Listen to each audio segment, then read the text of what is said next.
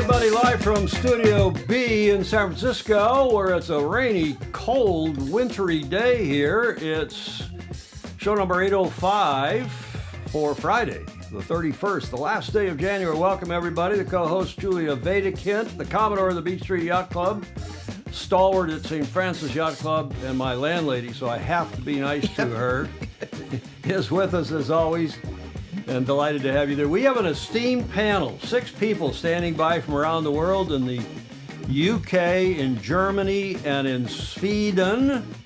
All experts on parasailing, Paralympics, and they're going to update us on what's the status of parasailing in the next Olympics. Not LA necessarily. We know that it's not going to be in LA, but will it be in Brisbane in 2032?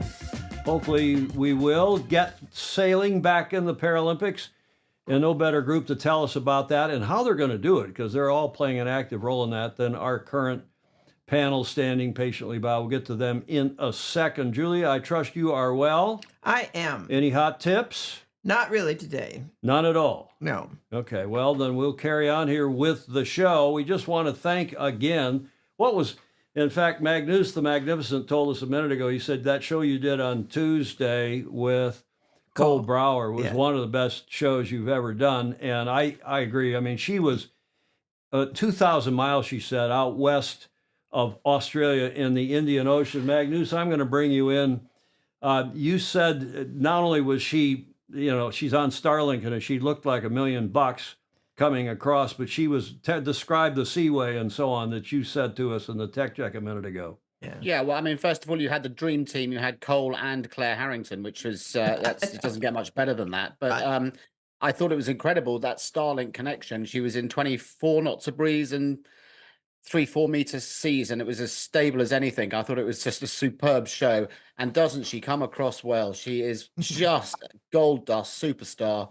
And she thoroughly deserves to be the Sailing Illustrated Person of the Year. Well, thank you. And you were on that panel, Magnus Wheatley from the UK, and his Rule 69 blog. If you haven't subscribed yet, I'll do it. Quote from it again later today, but you want to go do that.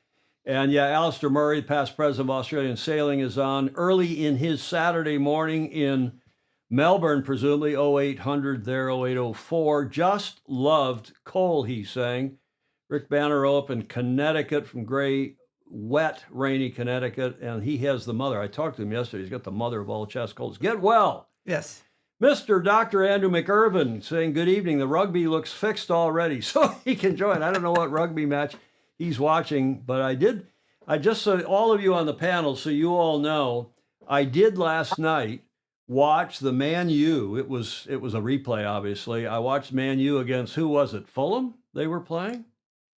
And so I watched that match because the Knight, the owner of Man U, or how much does he own, Magnus? How much of that team does he own?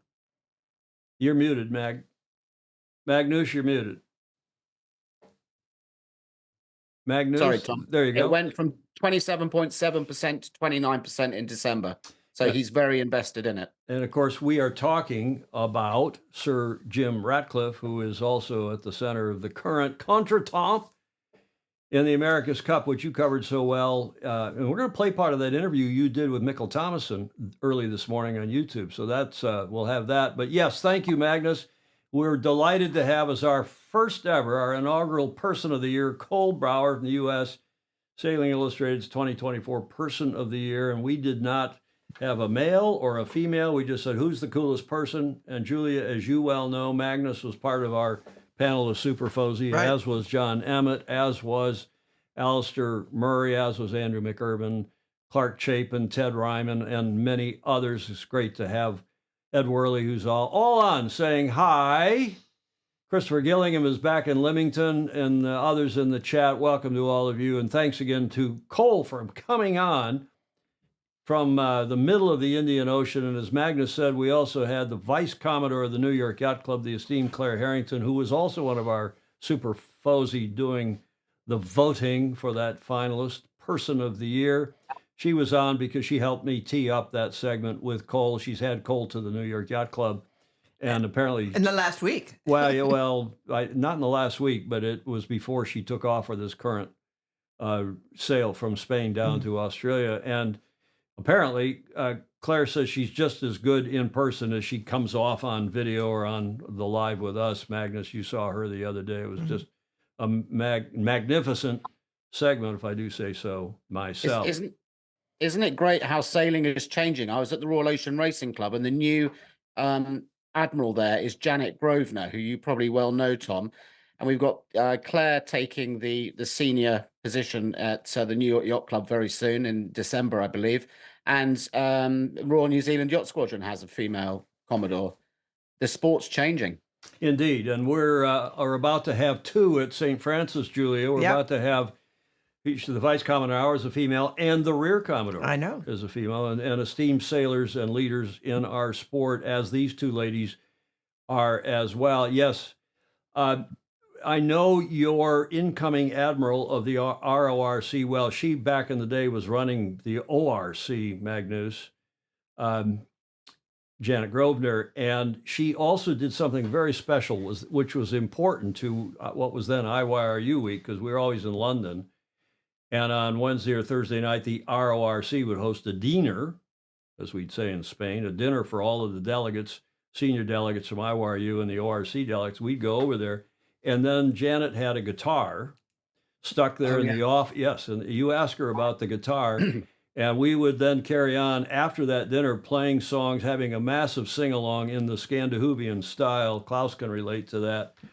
And we used to have some magnificent evenings there singing along His Majesty King Constantine, the late great King Constantine, and of course King Harold, and even Juan Carlos if he were in town, and all the sailors. And those sometimes, Magnus, lasted till, dare I say, you can ask Janet, but till we found Gary Mull, the late great Gary Mull, asleep under a couch in the RORC salon there one night. They found him there the next morning at 8 or 8:30. Good times. Let the good times roll, as we're going to have a great show today. We want to, 2 days ago was the Chinese New Year. Wish you all a belated, those of you who celebrated or otherwise, a happy 2025. And Julia, it is the year of the snake. And some people say that's typical for Sailing Illustrated, but I would not attribute that to us. We're not that snaky or slithery. Well, snake we? has good and bad aspects to it. So we all do. You are so diplomatic. Maybe you can be the next Secretary of State or the Secretary General of the United Nations. Oh, happy to. Or we could in run my you spare for time. we could run you for president of World Sailing after Kwan Hai Lee, maybe to take over. That got a little smile out of the panel. Please, anybody. Magnus. Oh, sorry. Did I say that out loud? Magnus has been tough on World Sailing. But the year of the snake, we'll see how that all plays out. And what panel, what are we celebrating today? There is your first clue. Rosenkohl, as we would say in Germany, or yes. Brussels sprouts. Brussels sprouts. Dan Jaspers, you're absolutely correct. Tell us about Brussels sprouts, Dan. I like them. It's a polarizing, it's a bit like Marmite, Vegemite. You like it or you hate it. I think it's awesome with some almonds in the oven, tossed, maybe a bit of honey drizzled on top. But the question that I have, Tom, and to everybody watching, do you cut the bottom off and put a cross in, or do you just cut the bottom off and leave it like that? What's the answer? Discuss. Who on our panel wants to answer this pressing question? John, what do you do, John? Of course. Say again? Of course you put a cross on the bottom. A cross? Do you cut the bottom off? No, just No. press it. Oh, just cross them? No, just Magnus, like you used what to do you do? jacket potatoes. No, definitely no crossing. That's culinary abomination in my book. It has to just be steamed and not overcooked, crunchy, delicious. Scott Dougal, the esteemed communications director for World Sailing, standing by patiently. Did you think, Scott? I'm a no cross, but I would just dispute Magnus's preparation style. The true British style is to make sure you boil them to within an inch of their lives. Boil the flavor out. Did you think, Scott, that you were going to be introduced on our show? about with a slide up of Brussels sprouts? I did not. No, I eat them once a year. I think like most people at Christmas. But that's it. Hannah Stodel, multiple, a dozen world championships in various classes. Hannah, what do you think, and how do you do your Brussels sprouts? I'm probably one of the weirdos. I absolutely love Brussels sprouts and I eat them fairly often. But I do them really mean with pancetta and blue cheese. Ooh. Because that Oh. just makes them super tasty. Ooh, that sounds good. Klaus, that leaves Klaus in Sweden. How do I do my Brussels? How do you do your Brussels sprouts, Klaus? I usually put them in my microwave and put some butter on and then some spices. Mm-hmm. Good, great. It sounds I perfect. think veggies could be done in the microwave and instead of just boiling them in the water, it gets overhydrated otherwise. So I like my Brussels that way. Yep. And simple and clean. Well, it is Eat Brussels Sprouts Day, and whether they're roasted, sautéed, or fried, these cruciferous veggies are loaded with vitamins and fiber and make a tasty addition to any meal. Okay, and I'm not going to read all the rest of this, but they apparently obviously started in Brussels and Belgium, and then they were hijacked back in the 12th, 13th, who knows, by the French and ultimately by the Brits as things happen, and made their way finally over here to the States. And it's apparently they're grown. Julia, you grew up growing what on your ranch? Lemons and avocados. Not Brussels sprouts. Not Brussels sprouts. Do you like Brussels sprouts? Yes. Do I love Brussels sprouts? No. Oh, I'm with the panel. I love them, and the gang said, Julia, I said in the tech check that my father, who's still around at age 92, still hates them. He used to put them up under the table and hope the dog would eat them before his mother, my grandmother, found out that they were under the table. Okay, enough of what we're celebrating today. Every show, Tom, please. Just the nutrition bit. So I think it's really interesting that a lot of young children don't like, not that I can talk, but you can ask Dan, don't like those bitter tasting vegetables because it's hardwired into the human brain that bitter tastes might be poisonous. I mean, we only think about almonds and cyanide and all the rest of it, but actually those bitter tasting things that a lot of people maybe don't like when they're young. So your broccoli, your kales, your Brussels sprouts, I mean, they're super nutritious.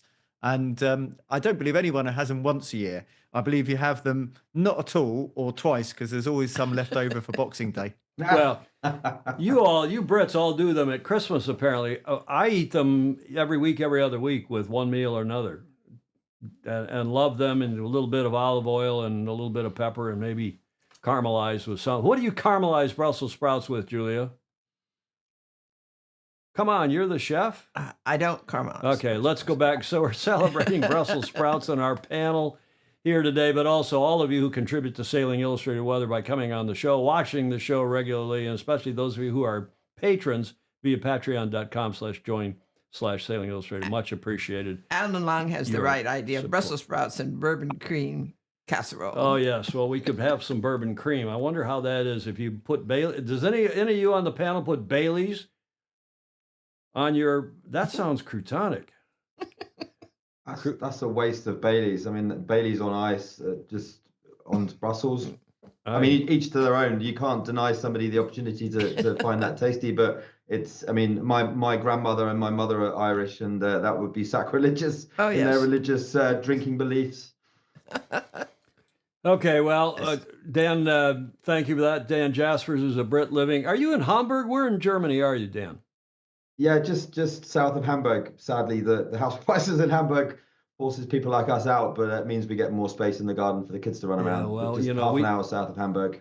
Yeah, we lived there, as you know, for 10 years and then moved to Spain. We lived in Europe for 20 years, bloody hell.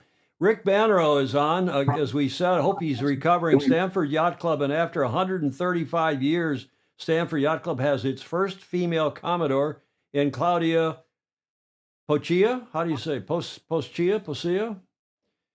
But congratulations to all the women who are playing major roles in our sport. It's about time, and not the least of which was Julia, who was the first female chair of the House Committee, which along with the Race Committee are the two major committees at St. Francis, and it was a big deal. Oh yes, and the club actually survived that way. Yeah, right. And celebrated you. And we're going to talk about committees and committee structure at the top of our sport at World Sailing. And I think we're going to have Scott Dougal talk about that in a few minutes. But thanks to all of you who do support the show. Let's start as we often do, or probably normally do. Let's start with John Emmett's Coaching Corner by way of the video he shot. I guess you shot it today, John. Sent it through, and it's an introduction to today's topic, parasailing. John Emmett in the Coaching Corner. Hi, Tom, Julia, and all the Fozy. I'm going to take you for a little walk around Imberhorn Farm, and today is probably one of the shows I've had the most interested in. And we're talking very much about parasailing and the future of that side of the sport, because it's very sad that we're currently not a member of the Paralympic community, and I think everybody wants to do everything they can to really make this so. So I'm going to go for a little walk now, and hopefully the audio is going to be reasonable, because this fits in very well with the theme I have. So it's a working farm, so it's a bit noisy.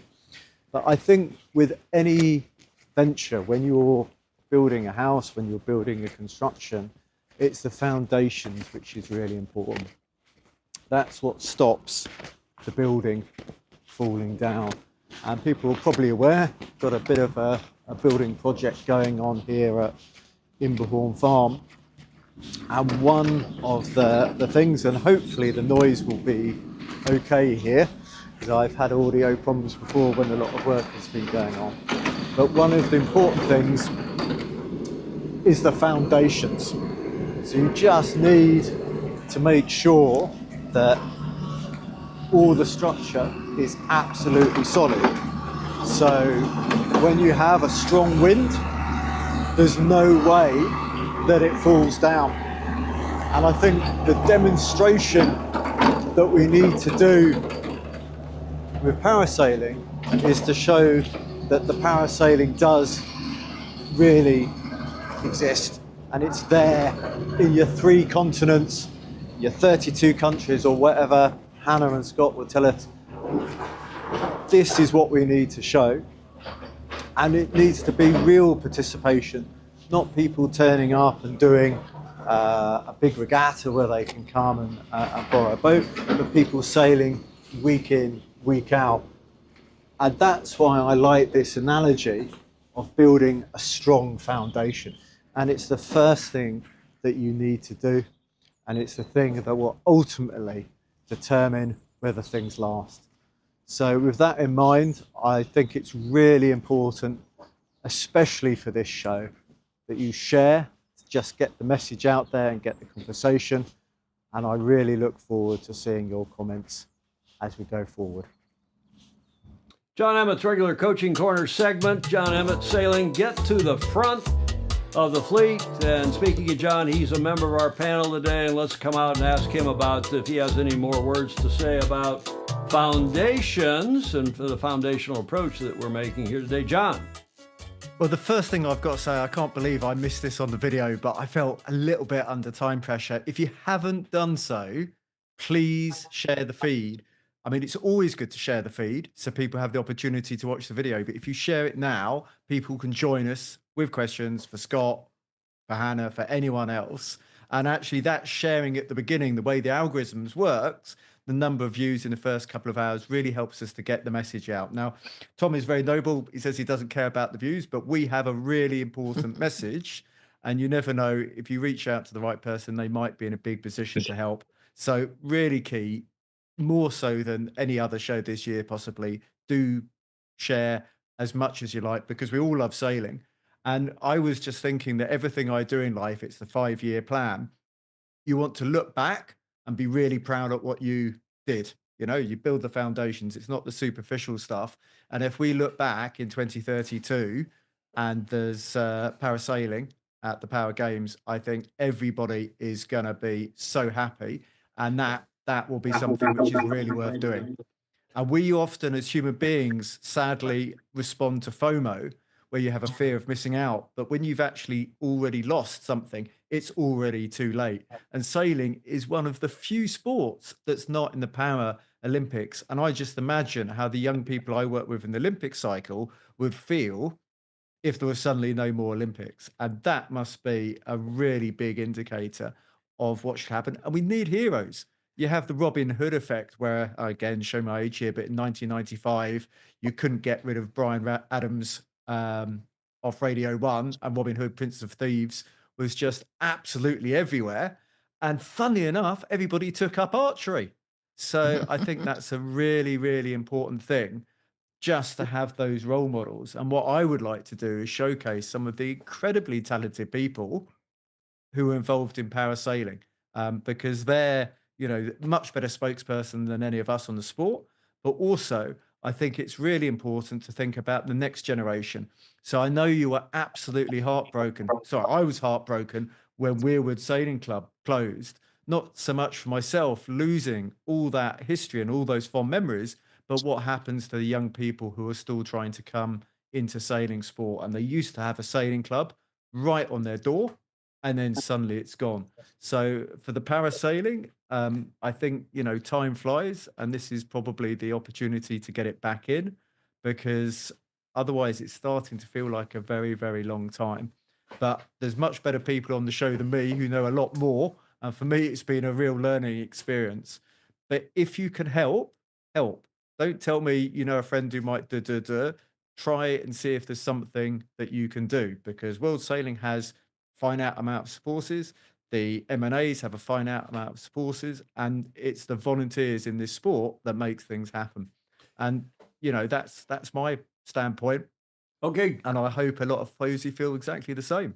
No doubt. And again, Julia, you like to say to go back and read through the comments, because everybody's liking and sharing. Thank you for that. Yes, absolutely. Karen Robertson up in Scotland's on. Fife Sailability, she's saying.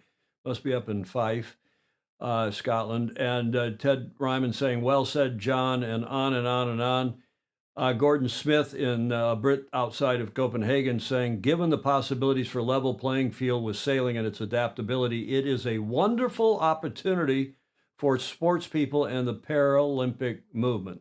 Spot on. One pressing question, John Emmett, before we go to the back of the panel. I'm going to ask the panel to quickly introduce themselves, go around the horn.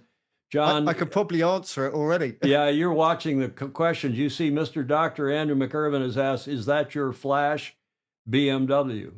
Oh, no, I have no idea. And it's actually really funny, because I watched the Coach's Corner with great interest to see who was trying to sneak up behind me or was swearing in the background, and actually make sure there was a bit of work done. I was really expecting the question about the beer, because I know Hannah, bless her, was a little bit nervous about coming on. I'm like, we're a friendly, but the person who gets the most hard time is probably going to be me. But yeah, I have no idea. I think it's actually broken down.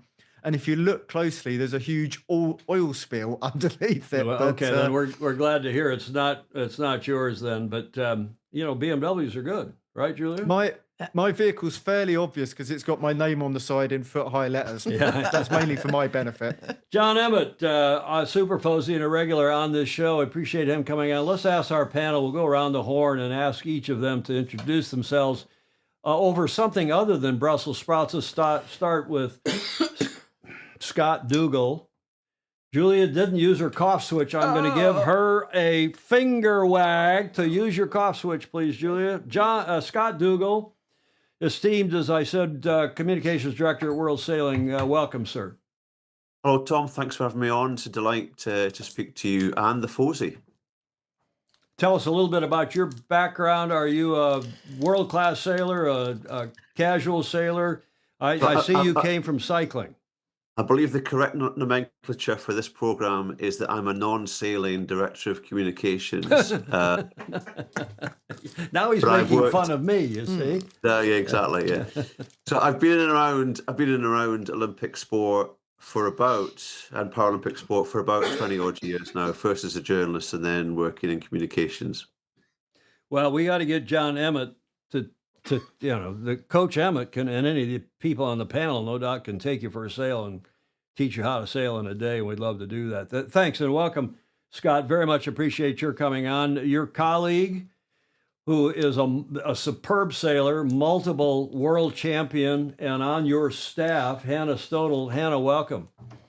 Thank you, Tom. Thank you for having me. And hi, everyone. It's great to be here. So I'm a parasailer at heart. That's where I've come from. And now I'm lucky enough to be able to take my passion as a sailor, and I work at World Sailing as the para manager. So I look after all of disability and now inclusive sport.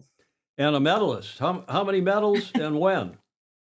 3 in the sonar class. So it was 2005, 2006, and then 2015. Great stuff. Okay, Hannah, thank you very much for that, and welcome to you. Dan Jaspers, whom I've known for quite some time, a Brit living, as we said, outside of Hamburg, Germany, one of my favorite cities where we lived for 10 years, Dan. And you've got, in the Tech Check, the Magnificent made fun of your, shall we say, vintage America's Cup shirt. Vintage America's Cup shirt. Dan Jaspers. Well, somebody needs to send me an up-to-date one. I quite like this vintage, and that's not a blatant plug. Tom, thank you, and hi to all the Fozy. I've been involved with industry for a long time. I am self-employed as a sports consultant, and I'm kind of acting in a capacity of a speed dating organizer. I make introductions to people. I work for companies like RS, who produce the RS Venture Connect. I'm working with Andrew Pindar at Pindar & Co. I'm self-employed and have a lot of different contacts around the world. I'm using my experience that I've gained to help drive the industry forward. So I see myself as a full-time sports administrator, behind the scenes, pushing the sport forward, and as a qualified teacher and as a coach of over 20 years. I'm development oriented, grassroots, upwards, pathway driven. I'm not a Olympic racer. I take my hat off to Cole Brower and Hannah and all the competitive guys. I compete to try and move the sport forward. I'm not competing against others on a race course. So I see that as my kind of skill set, and I'm just trying to do everything I can to bring the community together and make connections and really just tip the needle in the right direction. And for the avoidance of doubt, you're not a member of Team New Zealand? Are you a supporter? I'm not a member of Team New Zealand. No, I have you won't be able to see it here, and I'm not going to turn the camera. I have a huge collection of America's Cup memorabilia. One day, Magnus would be invited to come and have a look and see what he thinks. It's quite an extensive collection. I'm a huge fan of all parts of the industry. And I used to work on 2 old San Diego 1995 America's Cup boats that were based at Portsmouth in the UK that were owned by the ex-owner of Sunsail. So I had 3 glorious years of climbing the mast and hanging in the end of the pole, and I was the first mate and bowman of those 2 boats. So I'm very close to the Cup, but I'm a passionate sailor, and I turned a hobby into a full-time job. So how many people in the industry can really boast that? So I'm incredibly lucky. Good stuff. Well Julia, done. you going to say something? No, I'm just going to say well done. Indeed. And somebody whom many of you know, and probably Magnus, you probably know as well or better than any of us, Stuart Childerley is on in the chat, and he's saying one important thing is to get more sailors with disabilities sailing alongside able-bodied sailors. Inclusion at all levels. Good point, Stuart. Yes. Thank you for that. It's Shan McAdoo. Dan, it must be a friend of yours, says, Dan does a great job. He was awesome in 2023 at Den Haag, at The Hague. Yeah, Shan's a para-inclusive sailor from North America, and he's been a real champion of trying to drive this forward in North America, and has been a real ambassador for this. So thanks for the shout out, Shan. You're welcome, and it's a pleasure to work with guys like you and the rest of the team. Excuse me. Likewise, Josh Toso is on in the chat. Josh, formerly with U.S. Sailing and now is with Zyke, right? Dan is great, meaning you, Dan Jaspers. Dan is great and such an amazing ambassador for you got your whole fan club on here, Dan. Josh, the check's in the post, my friend. Josh says he spent many national sailing symposiums here in SLF events with him. We'll be missing you in San Diego. Josh, by the way, I'm coming down there. Josh, I'm coming down there for the Rolex presentation next Thursday night during the U.S. sailing meetings, and we'll kick the tires and see what's really going on down there. Magnus the Magnificent, a super Hello. Fozy, if ever there was one, and an America's Cup expert, and a scribe, shall we say, a prolific scribe. Magnus? Yeah, so I'm kind of light fires and then watch things explode. So this one, it's just amazing watching the comments coming in. The emails that I've had and the texts that I've had since writing about parasailing's re-inclusion or sailing's re-inclusion in the Paralympic Games has been extraordinary. And then the people that I've met, people I've been lucky enough to work with, who are, it's every day, and it really means something. And it's if anything that I've got is a voice in sailing as a platform that I can use to push this, inclusive sailing further, then I will. And this isn't going to stop. This is we're in it for the long haul here. We want to see sailing in the Brisbane Games in 2032, and that's probably only going to happen at if the Australians allow another event, like LA's allowing, I think it's 5 events that are not on the actual schedule in, because in order to get in, another sport would have to come out. And I spoke to David Graham today, the CEO of World Sailing, and he was, left me under no impression that he's on the case with this. And there's a lot of political machinations that have to go on behind the scenes, as well as an awful lot of work that Hannah, Scott, and the team and the committee need to do. But I think it's really important that they hear the voices from outside and that are saying they desperately want this to happen, and it means something. And I've always said failure is an option. But it's about, if you do fail, it's about putting the best foot forward and leaving nothing, no regrets, basically. But I think we've got a really good chance for 2032. And speaking to David today, he thinks we've got a really good chance. So let's just keep going. Well, you've got good stuff. Thank you, Magnus. And you've got fans on here as well, including Kim Pennell, who's saying, so awesome seeing Magnus on, was able to wangle an hour with him in Barcelona after the Cup, chewing the fat about all things AC-37, would have easily spent days talking. So much knowledge and, quote, juicy insider info Yes. on all things AC, and of course got a couple copies of the book. Kim's great. Thank you, Kim. There is no second. It sits back here on my back table. Thank you, Magnus. And you got another book coming along, or are you still doing the book tour? Another book. It's about the Canadian challenges, and it's the hardest one in the world to research, because there was a fire at the New York Yacht Club. There's a fire at the Bay of Quinte Yacht Club. Royal Canadian Yacht Club lost all their records, so it's really, really difficult. But I'm looking in dark corners, and if anyone's got any info that I can use, please send it to me. And of course, you appreciate that those Canadian challenges were so unpopular back in the 80s, because they kept coming down with a boat through the Erie Canal and out to New York Harbor to race, and they were just simply not competitive. They were coming down kind of on a lark and, well, to be polite, for some fun and games, and maybe profit, maybe not. But finally, New York then wrote a rule which says it's in the deed of gift, the third deed. Yep, it's all about traveling on your own bottom. No, it's not. They traveled on their own bottom. It was about Arms to Sea. Arm of the Sea. It was about having for your annual regatta a regatta on an arm on the sea, or an arm of the sea. Quoting from the deed of gift from my aging senior brain here, Magnus. But that is going to be a key part of your book, no doubt.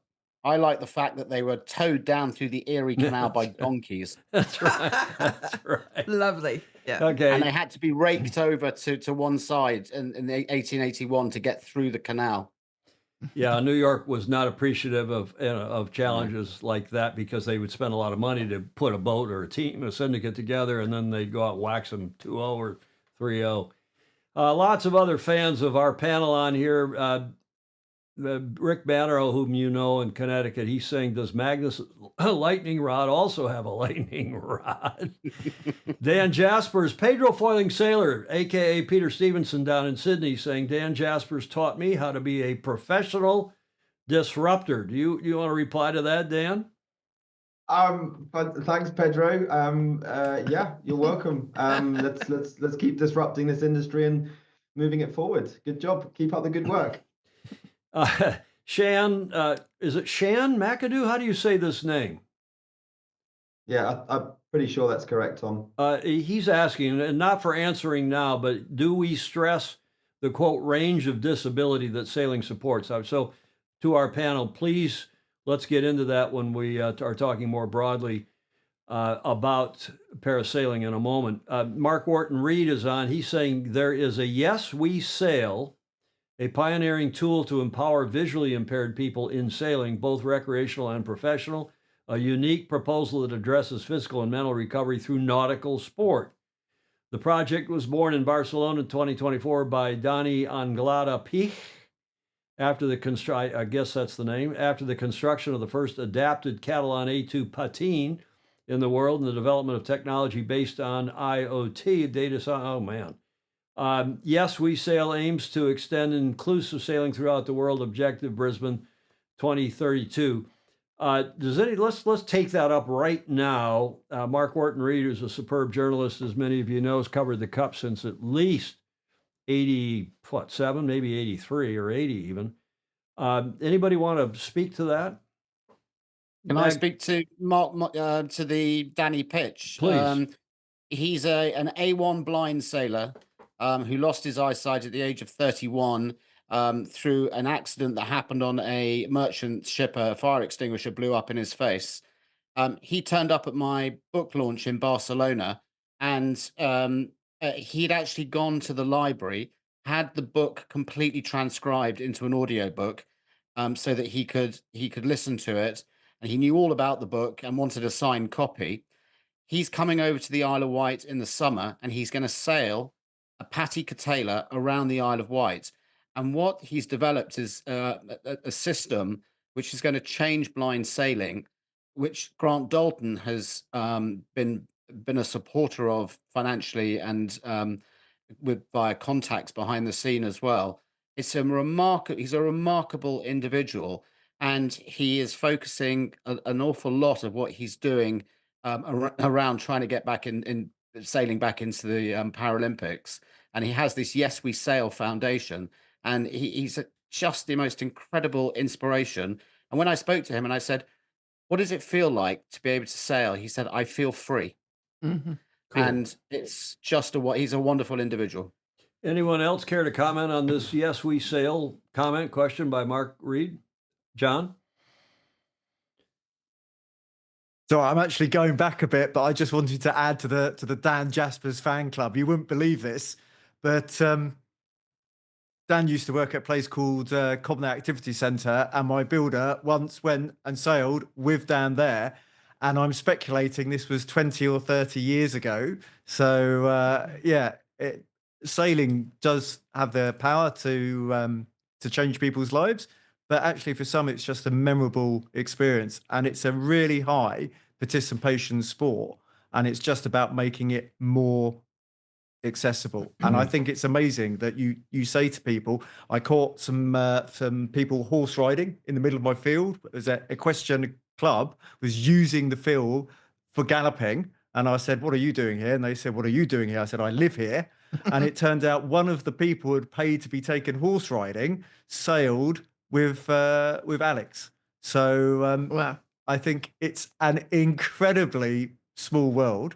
And I think we can all do our bit to try and make it a little bit more open for everybody who wants to. Indeed. In fact, You Alistair need to Murray. ask the builder for a Dan Jaspers discount. If he knows me, then you get a discount. Okay. Alistair Murray is saying it's great to see so many talented people on the case. We can do this. And speaking of Brisbane, Warren Chaucer's on. Warren is saying he lives in Brisbane. I worry for the parasailers getting into the Brisbane Games. They still can't decide where the stadium for the Games is going to be. We have an intro. Julie, you wanted to say something? Yes, just that maybe 30 years ago, I got involved for the first time with blind sailors. And I followed 2 sets of them who financed their own way around the world, sailing blind. Interesting, successful sailing. Indeed. And Emily, thank you, Julia. Emily Wright is on. Emily, well, I don't know, tell us what country you're in. Maybe some of the panel know her. As a blind sailor myself, this sounds amazing. Dan, do you know Emily? Yeah, she's been to some of the RS Venture Connect events. She's a British blind, visually impaired sailor. Awesome attitude, absolutely spot on, pushing the whole thing forward, taking part in multiple different class events, really trying to go the extra mile. A professional working person, studying and everything. A typical example of what you would want somebody to be. All parts of the industry, really passionate and willing to learn, and just awesome. Emily, thanks for joining in. Good to see you. Spread the word. Indeed. Andrew Watson is on. I helped out with the blind match. He's off and on, by the way. I helped out with the blind match world champs in 2018. Amazing people to do what they do so well. And Mark Reed has just dropped his interview, I guess from Barcelona, he says. He's dropped the interview, and there's a link in the chat to the Facebook page where that interview, I believe, now resides. My interview link with Danny, yes, from Mark Reed. And Emily is saying, you're too kind, Dan. Well, we'll see about that. Good morning, all. John Collings, usually in the UK, but he must be down in Australia now. Good morning, all. Just out for a beach walk, listening in my hearing aid. Sean Hogan. Oh, Sean is president of Sailability Victoria down in Oz. I see vision impaired as well as sailors with all sorts of challenges. We can get anyone sailing with the right boats and equipment and people. Great point, Sean. Thank you for that. And speaking of our panel, we have one panelist yet to ask to self-introduce up in Sweden. Klaus Hulting, please introduce yourself, sir. Nice to have you on the panel.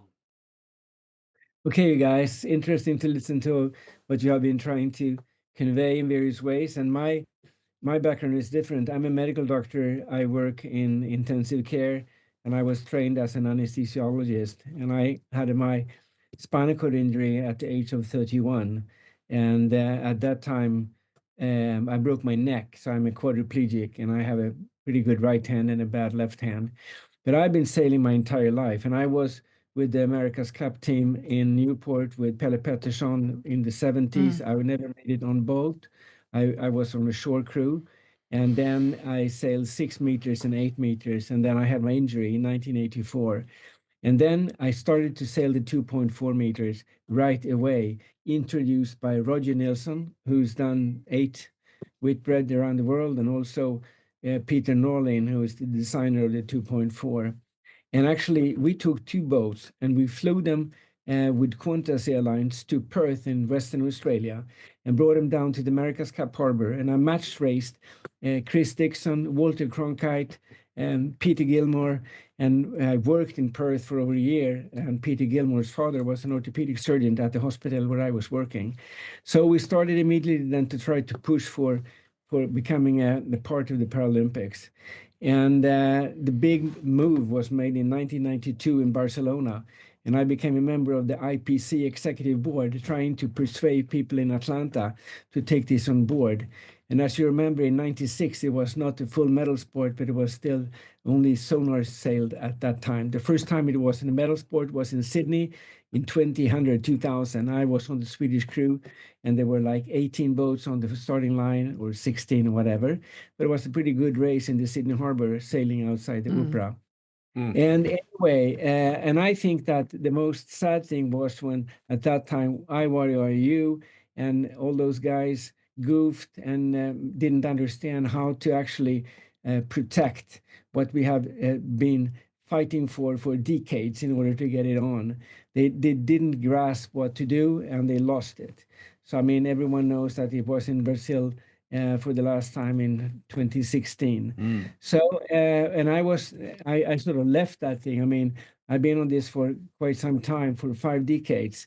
And right now I'm on to see if I can be to any help in order to get this thing brought further. And I met with Dan in Düsseldorf 2 weeks ago, and we chatted about various possibilities to see how we can get our act together and push this further forward.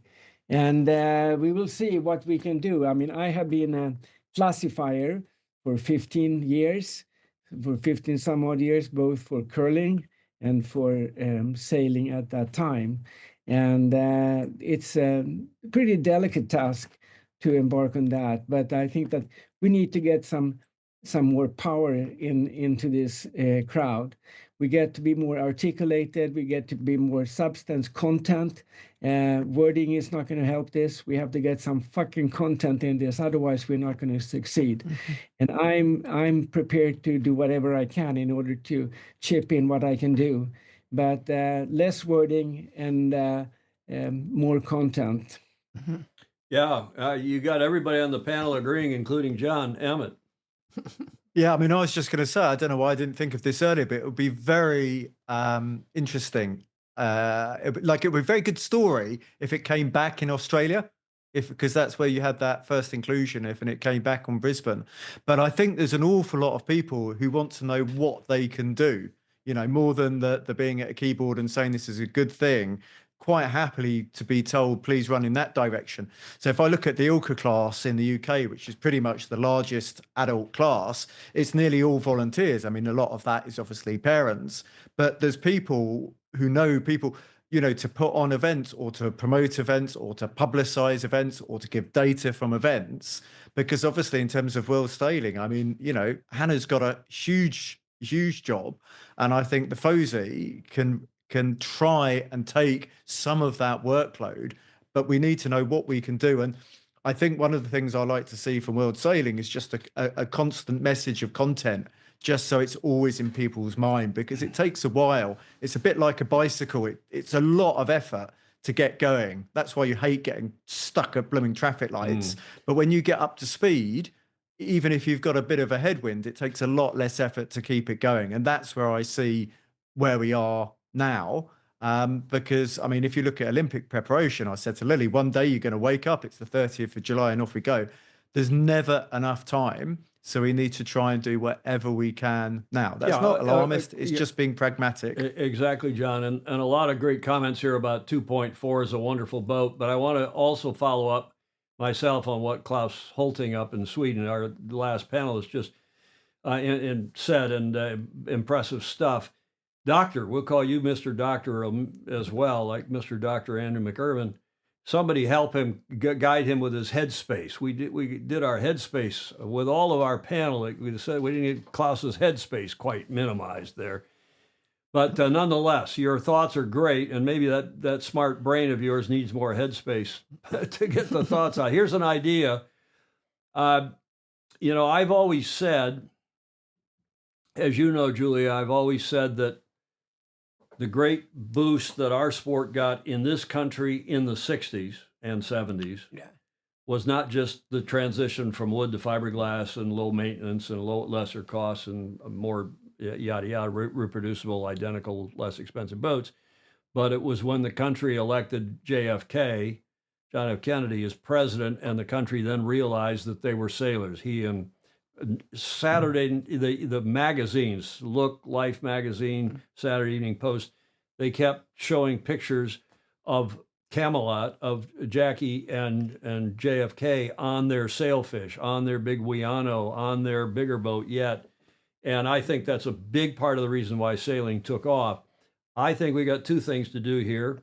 One is to find a celebrity, some celebrity somewhere who is maybe challenged, able-bodied or not, but who takes up this cause, especially perhaps in the 2.4 meters, was the comments are rolling in here about how any of us can sail 2.4s and have a lot of fun doing it. And secondly, Magnus the Magnificent, you've got the ear of Mr. Dalton, and we've got a Women's America's Cup and a Youth America's Cup, which I think we would all agree were quite successful. Why don't we have a para America's Cups in, say, the 2.4s doing match racing? Magnus. Don't see any reason why not, but I'm acutely aware that there is finite resource in this. We might need funding, and we need to tap into some fairly big hitters, perhaps some people in the America's Cup world who can actually fund. And I was talking to David Graham about this today, and we're going to have a meeting in London to talk about this further. Of who can we activate to get money coming into parasailing? Who can we, what can we do? And as to John's point, what can we actually do? Well, let's get a plan. Let's sit down. Let's actually do things. And as much as I am a better writer than I am a talker and whatever, Oh, come on. I can do so much and then try and connect and try and put people together. But I really agree with what John said, that it is on us okay. I have gone angled against world sailing and said, look, come on, action required. I'm assured that action is happening. It does take time. I appreciate that. But a new committee has just been appointed. You don't sit on committees to hide. You don't sit on committees to be yes people. You sit on committees to do things. And we're going to hold them to account on that. But we, as a sailing community, have also got to do things. And it's on all of us to look at our connections, look at what could be good for the sport and good for this re-inclusion bid, and find those connections. And there's some very powerful people out there who have connections, who know people on the IPC, who know people on the IOC, who know people in the sport, outside of the sport, who can help. I think we definitely need money. I'm not sure about celebrity endorsement. You might be right, Tom, but there's other foundations that I think we need to build. And this is the start of a program. And it's nice to know that World Sailing is actually right behind it. And we've just got to keep pushing to keep it in focus. Exactly. And that's, I think, echoing what everybody on the panel is saying, including Dr. Klaus Holting there in the lower right corner. Thanks, Klaus, for coming on again, and all the rest of you. We're going to carry on here in this vein with some slides and videos here. Jim Thwiat? Jim, I'm sorry if I'm not pronouncing your name right, saying to Hannah, Dan, Sean, look forward to seeing you at the U.S. Sailing Para Championships, or the U.S. Sailing Championships and Para Pan Ams in California. So a lot of friends of all of yours on here. We do have quite an esteemed panel, and Mark Reed echoing, thank you, Magnus, for your comments about all of that. Let's carry on here and talk a little bit more specifically now about what has happened, what is going to happen, we all hope, and start with this video about parasailing. Parasailing. Inclusive, diverse, and growing. 30% increase at international events over the last 5 years.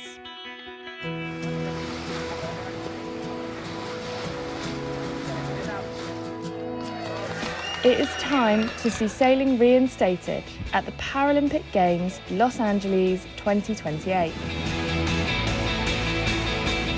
Support Back the Bid, Sail to LA and Paralympics.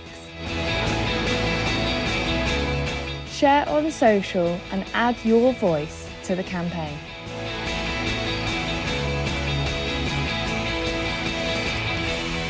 Okay, that was a World Sailing program from some years ago when we realized we weren't going to be in the Marseille Games, but we were trying to get reinstated into the LA Games, 2028 coming up here now in just 3 years' time. And that was a program we all supported here, led by World Sailing, Back the Bid. You may remember, a lot of you, that we had the hashtag Sail to LA. Our super fozy Andrew Pindar came on and pushed it, as did John Emmett, any number of others at the time. In fact, this gentleman, whom many of you will know or know of anyway, Damien Seguin, who is about to finish in the Vendée Globe. You can see he's got less of a hand on his left arm, but despite that has done superbly in all manner of sailing, including the current Vendée Globe. So Back the Bid, however, did not get us into the LA Games, sadly. And now the question is, what happens next? But here's the article from that era, and I'm going to have Hannah tell us about it. World Sailing 2 years ago, yesterday, announced that sailing would not be included. This on the decision of the IPC, or the International Paralympic Committee. Sailing would not be included in the Paralympic Games for LA 2028. And this is the Sailing World press release. World Sailing CEO David Graham said, quote, "We fully respect the verdict of the IPC and recognize the difficulty the IPC board faced throughout this process. That is not including our sport, but nonetheless including some others. We'll show you that list in a moment.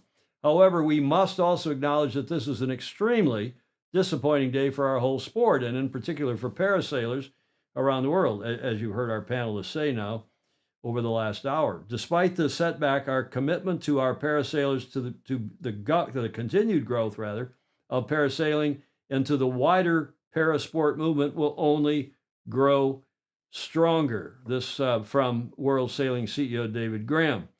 And I'm just skipping ahead here. The Badminton World Federation is in for LA, all the way down through the union, the cyclists. They will have a Paralympic event, 22 events, and there were to be, we think, 2 other demonstration events in LA, but sadly, they apparently will not, one of those 2 events will not be sailing. And here's the video from LA 28 on para sports.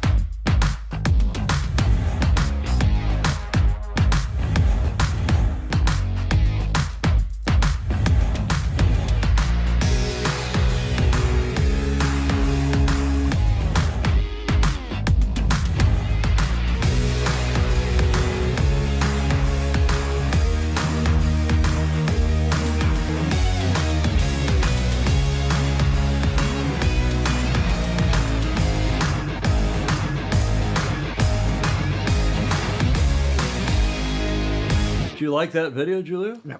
It's instructive, it's helpful, but sadly it doesn't look like sailing is going to be one of the demonstration events either. But let's go to Scott Dougal, the World Sailing's communication director and a member of our panel who knows a lot more about this probably than most of us. Hi, Tom. Yeah. So, I mean, I guess one of the reasons why I'm here this evening is I worked on the bid for LA just towards the end of it. I started in May 22 for World Sailing. I can tell you about what we got right, and I can tell you about what we have work to do for Brisbane. You correctly identified the Back the Bid campaign from LA, and certainly that was successful on its own terms.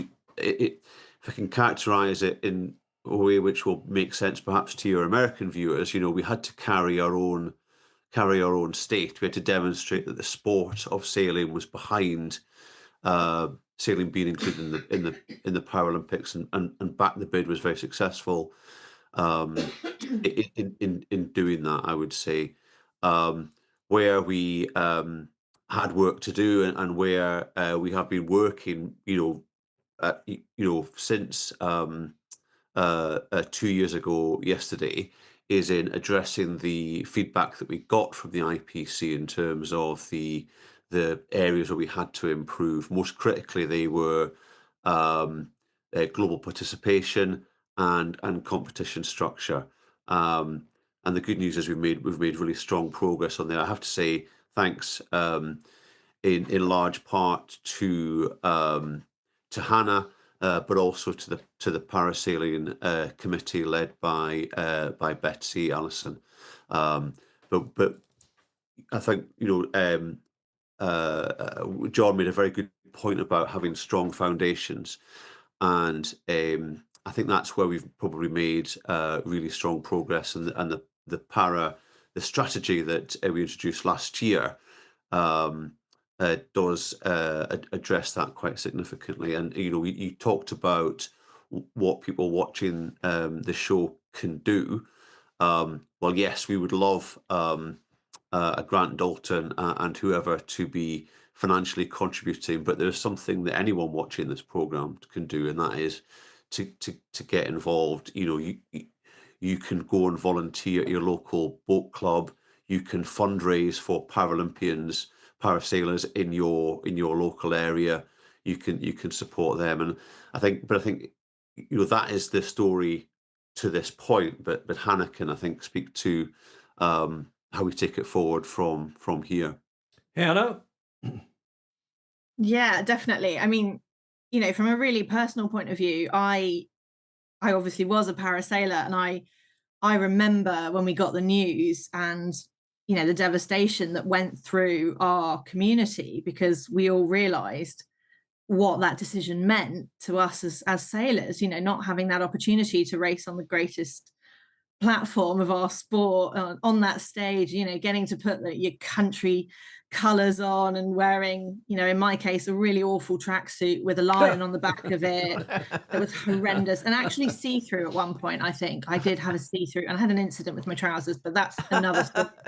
But I remember the feeling. And don't get me wrong, when I was a sailor, I was hugely feisty and incredibly vocal about my disappointment in what had happened. And I think for me, the biggest thing was I took a step back and was like, do you know what? It's actually no use me shouting about this. What can I do as a sailor? And for me, that journey took me from being the sailors representative to then being on the executive committee. And now, obviously, I find myself in the governing body. So for me, it was much more about, well, hang on a minute, what can I actually do here that's going to change the course of what we're doing? And I think I have a tremendous amount of passion for this sport, and never say never to me not getting back in a boat and representing GBR again, never say never, but I want to see that opportunity for the sailors and for our community. Good stuff. And we all do, in fact.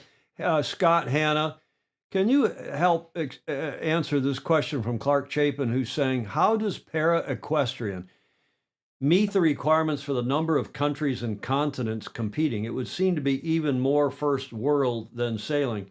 So I guess the question is, how many countries? The IPC was looking, apparently, when we read their release, for a broader national representation of parasailings, a broader number of parasailors, of athletes competing across the globe when they were deciding which sports to include and which ones not. And by the way, Emily Wright is on here saying that as a climber, also, she's a sailor, but also a climber, it would be worth updating that video that paraclimbing has been confirmed as the additional sports for LA. But back to this country thing.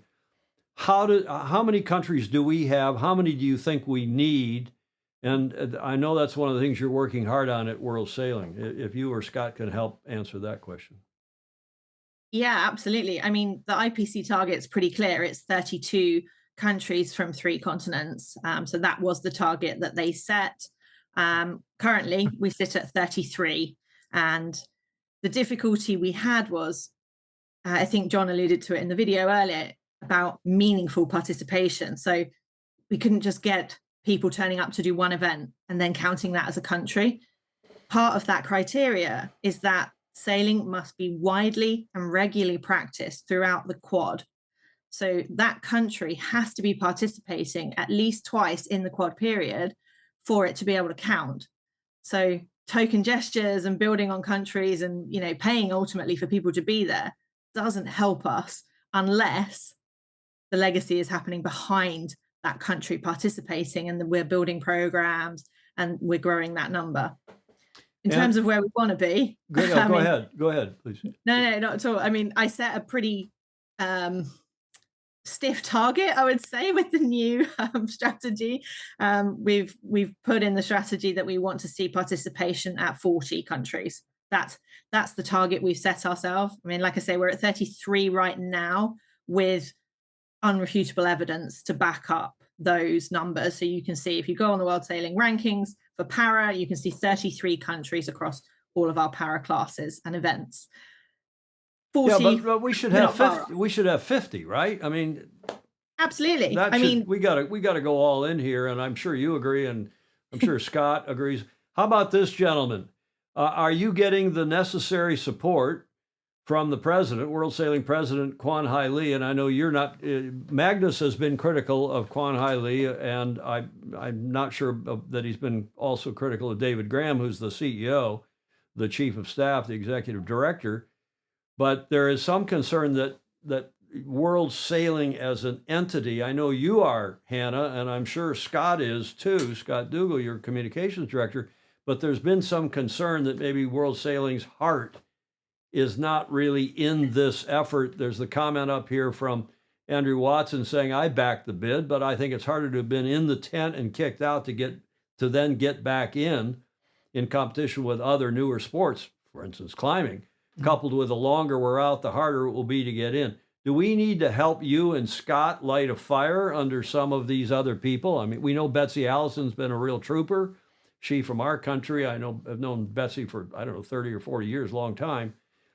And you've got a new chair. We're going to talk about the committee structure and the committees. What can we, as the FOSI, as people watching this show, do to help you and Scott? And I see John, and we'll go back to Dan first. But what can we do, Hannah, to help, do you think? And then we'll go to Dan and then to John. So there's a couple of, really simple things. I mean, literally this week, I put out a call for volunteers to help support the work that World Sailing's doing. So there's a few things there. First off, the participation data. So getting in event results in a format that we can process at World Sailing, that's really helpful to me because that's data, that's evidence. So getting any para-inclusive sailing activity competition data to us at World Sailing, that's one step. That's where volunteers can help, because I don't have time to go trawling the internet to find 2.4 meter competitions that are happening in, Charleston, for example. But the volunteers can. You can help me get that data. So that's the one thing. The other thing is stories. Scott's alluded to it. We want to talk about our community. You've said, let's get a hero. Well, we believe that the heroes are in our community. They're our sailors. So get us those stories, because as well, there's so many fantastic and amazing human beings that compete in para-inclusive sailing. We want to talk about them. We want to share their stories because they're the champions of our sport. I joke quite often about, Ben Ainsley holding a sign in the back of the bid. I love Ben, don't get me wrong. As a GBR sailor, Ben was a big part of my campaign and my history and my career. But ultimately, Ben Ainsley holding a sign isn't as meaningful to the community as the actual para sailors. I get that, and they are our heroes for sure. But what I'm talking about is a celebrity who gets attention outside of our sailing world. I mean, this is the thing that Cole Brower did, and we celebrated here on the show on Tuesday with Cole, is that she, and like the Kennedys, as I mentioned here a few minutes ago, got so much attention outside of the crowd that's watching this show, of our para community, of our broader sailing community. And I think the other answer, and we'll go to, I don't know if Scott, Tom, you want to, let me go to Scott, but let me just say this, Scott, and then come to you. I think video is really important. And Hannah, you started to touch on this about, say, Charleston Race Week. And if there's a parasailing event there, we need to get people to shoot video, YouTube videos, and post them on YouTube about parasailing and about sailing in general. Scott. Sorry to cut across you there, Tom. So No, I think no problem. what is fundamental to this process is who are we trying to convince? Everyone on this call, everyone watching this show knows the value of sailing, what it can do for individuals and for communities. The people we have to convince are the IPC committee, and they are ultimately the people who make that decision. So we have to think about what is important to them, and what is important to them is meeting that criteria, but also being able to demonstrate the impact of sailing on people with disabilities and the positive impact it can have on their lives. So celebrities, great, Ben Ainsley, fantastic, but right at the heart of it, and this is lifting the lid really on what Hannah and I have been talking about for the next public facing campaign, is putting parasailers at the very heart of it and making sure that their voices are leading the charge, and it's not being done to them, but they are the ones leading the process. Well, yeah, absolutely. Dan Jasper says, okay, there's an elephant in the room which we need to get to know, and only when we truly know that elephant can things move forward. Dan. So, without sounding too impassioned, promotion of the activity is great. That encourages people to get involved and to get passionate. There's parasailers who are already in the system who want to go back into the games, into the Paralympic Games. That's great.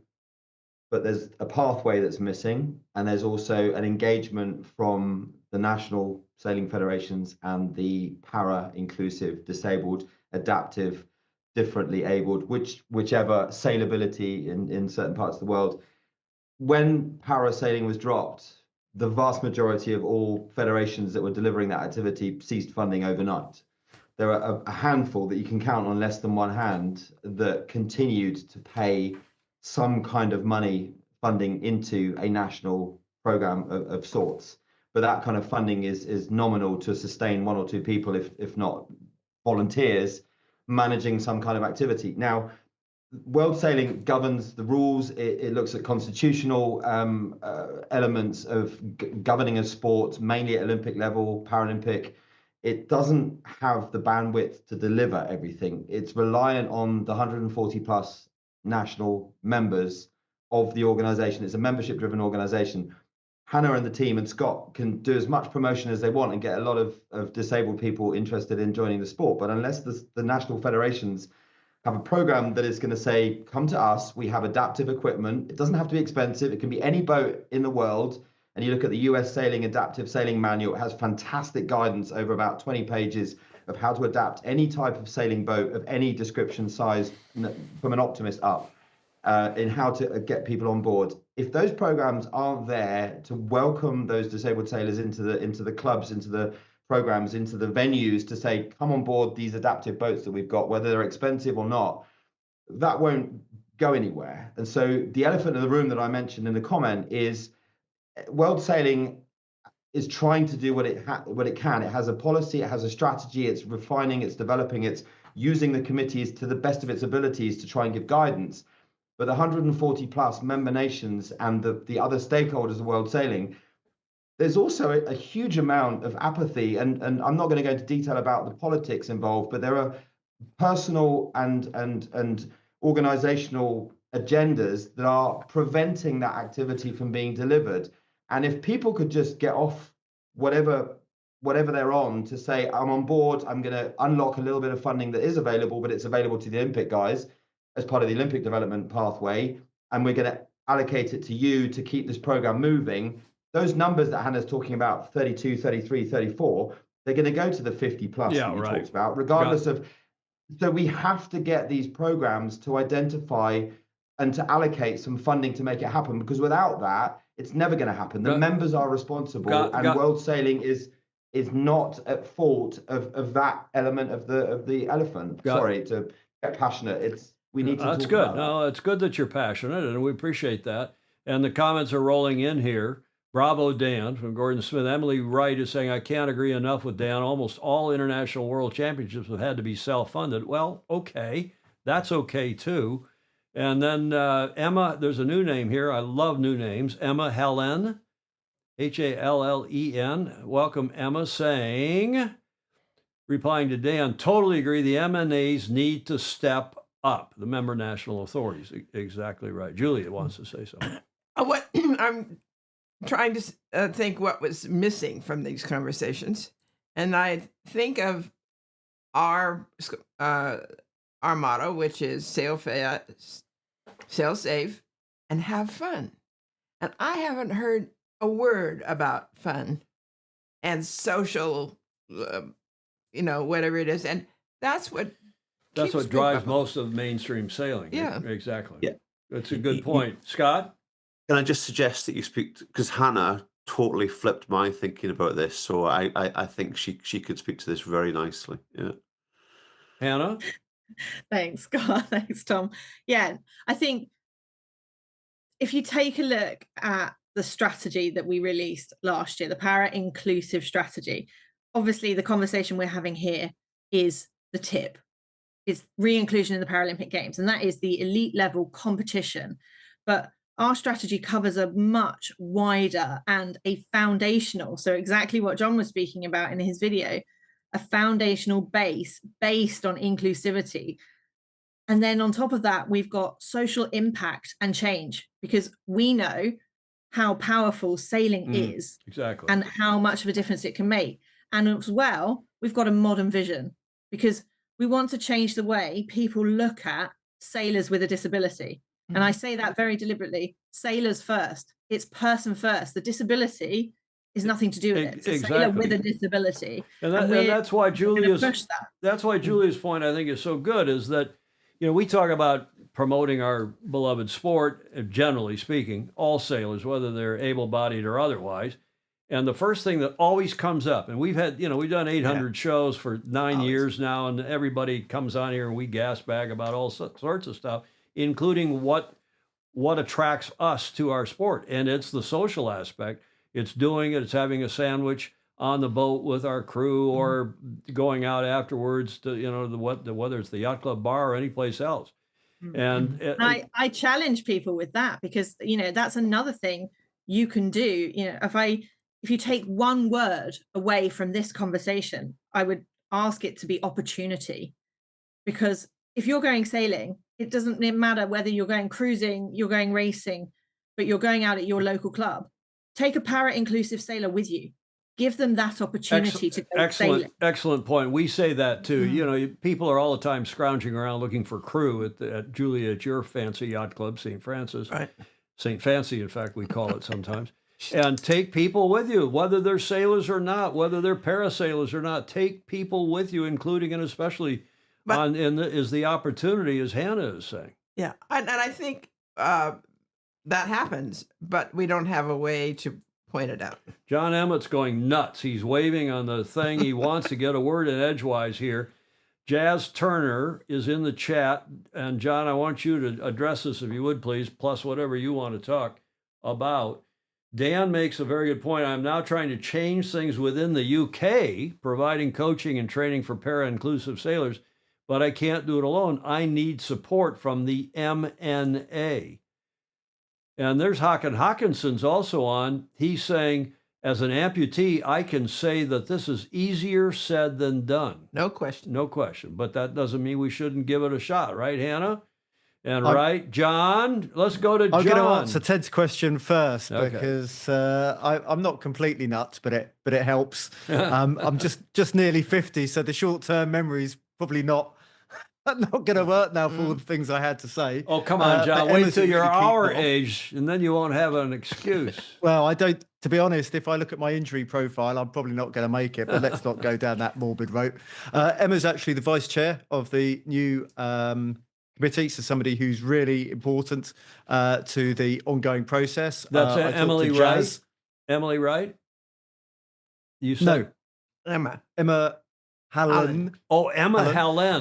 Got it. And Okay. Jazz. Great. I coached Jazz when she was when I was in Weirwood, and I talked to her quite a lot today as she explained her situation and why she's finding it cheaper to fly to Norway to sail than to actually go to Rutland for the weekend, because she's up to do that Tiger Trophy.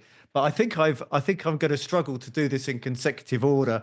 But in terms of Dan and getting people to do stuff, I mean, my thing is about having a cup of coffee and just getting on with it, because I think just to be as effective as possible. And if you can't be effective, get out the way, let someone else do it. But there's two really important points, and I want to try and address them in a logical way, because I don't think it's that obvious, which we're really stuck in a vicious circle where you need funds to be going sailing, and you need to be going sailing and have that manifestation to be a Paralympic sport. But because you're not a Paralympic sport, it's harder to get that funding. So I'm going to try and do the look straight to camera, but you need to talk to your M&As. We all need to talk to our M&As. So I did send Sarah a link to this show, so I think she knows what I'm going to be what I'm going to be saying when I talk to her this week. We need to go to our M&As, and we need to get that funding in place. And then the second thing, Julia wants to make a point, but also identifying within their own sailors whether they have a program or not. Everybody has old and decrepit, or or I mean, I'll let the experts speak, Julia, because obviously I'm very new to this, but every single person I've talked to, and especially Jazz, has told me that the finance is one of the biggest barriers to do what they want to do. Well, that's that's the bugaboo. That's the big problem in our sport about everything. Yeah. Well, it's not the only one. And the second point, and hopefully people can adapt, because the funding is a big thing. Like in the UK, we have the sailability. But you look at the boats in the Andrew Simpson Centre, which I love with all my heart. I did my first ever World Championship showing a room with Andrew Simpson, and it's been such a good thing. But those boats there are not actually able at the National Centre for people for parasailers to jump in and go sailing. So the first thing, talk to your M&A and try and get money, because that's where it's got to have to come from. And then it's first things John, first. I'm sorry, I gotta interject here. You can say that, and I do. Well, and you do say it. And remember that M&As work in some countries and don't work in others, or are non-existent in even others. So where it works, yes, talk to your M&A. But I submit it starts at the club level. And what we need to do on here and otherwise, and Hannah, you and Scott and everyone else, and Magnus, you can write about it. And Klaus already sounds like he's been doing it. We've got to get clubs, local sailing organizations, club classes, what in this country we call YRAs, Yacht Racing Associations, groups of clubs. We've got to get clubs going more strongly, if that's a word, stronger. The second point is really important. Okay, quick, John, because I got a lot else to cover here. It's just the coaching perspective. And you're always going to get the most improvement from working on your weaknesses. Now, the IPC's got a particular set of criteria, which we don't just want to meet, we want to smash it to have the best opportunity to be back in the Paralympics. Yep. So it'll be really useful to explain where are our weak points in that 8 criteria. So people at home, whether it's clubs, classes, individuals, know exactly where they can help. And Tom, this is the key point. There's no point running unless you know what direction you're going. It's really important. Where are we weak? And therefore we can work out what we can do to help. And Hannah and Scott know far better than me what the criteria is.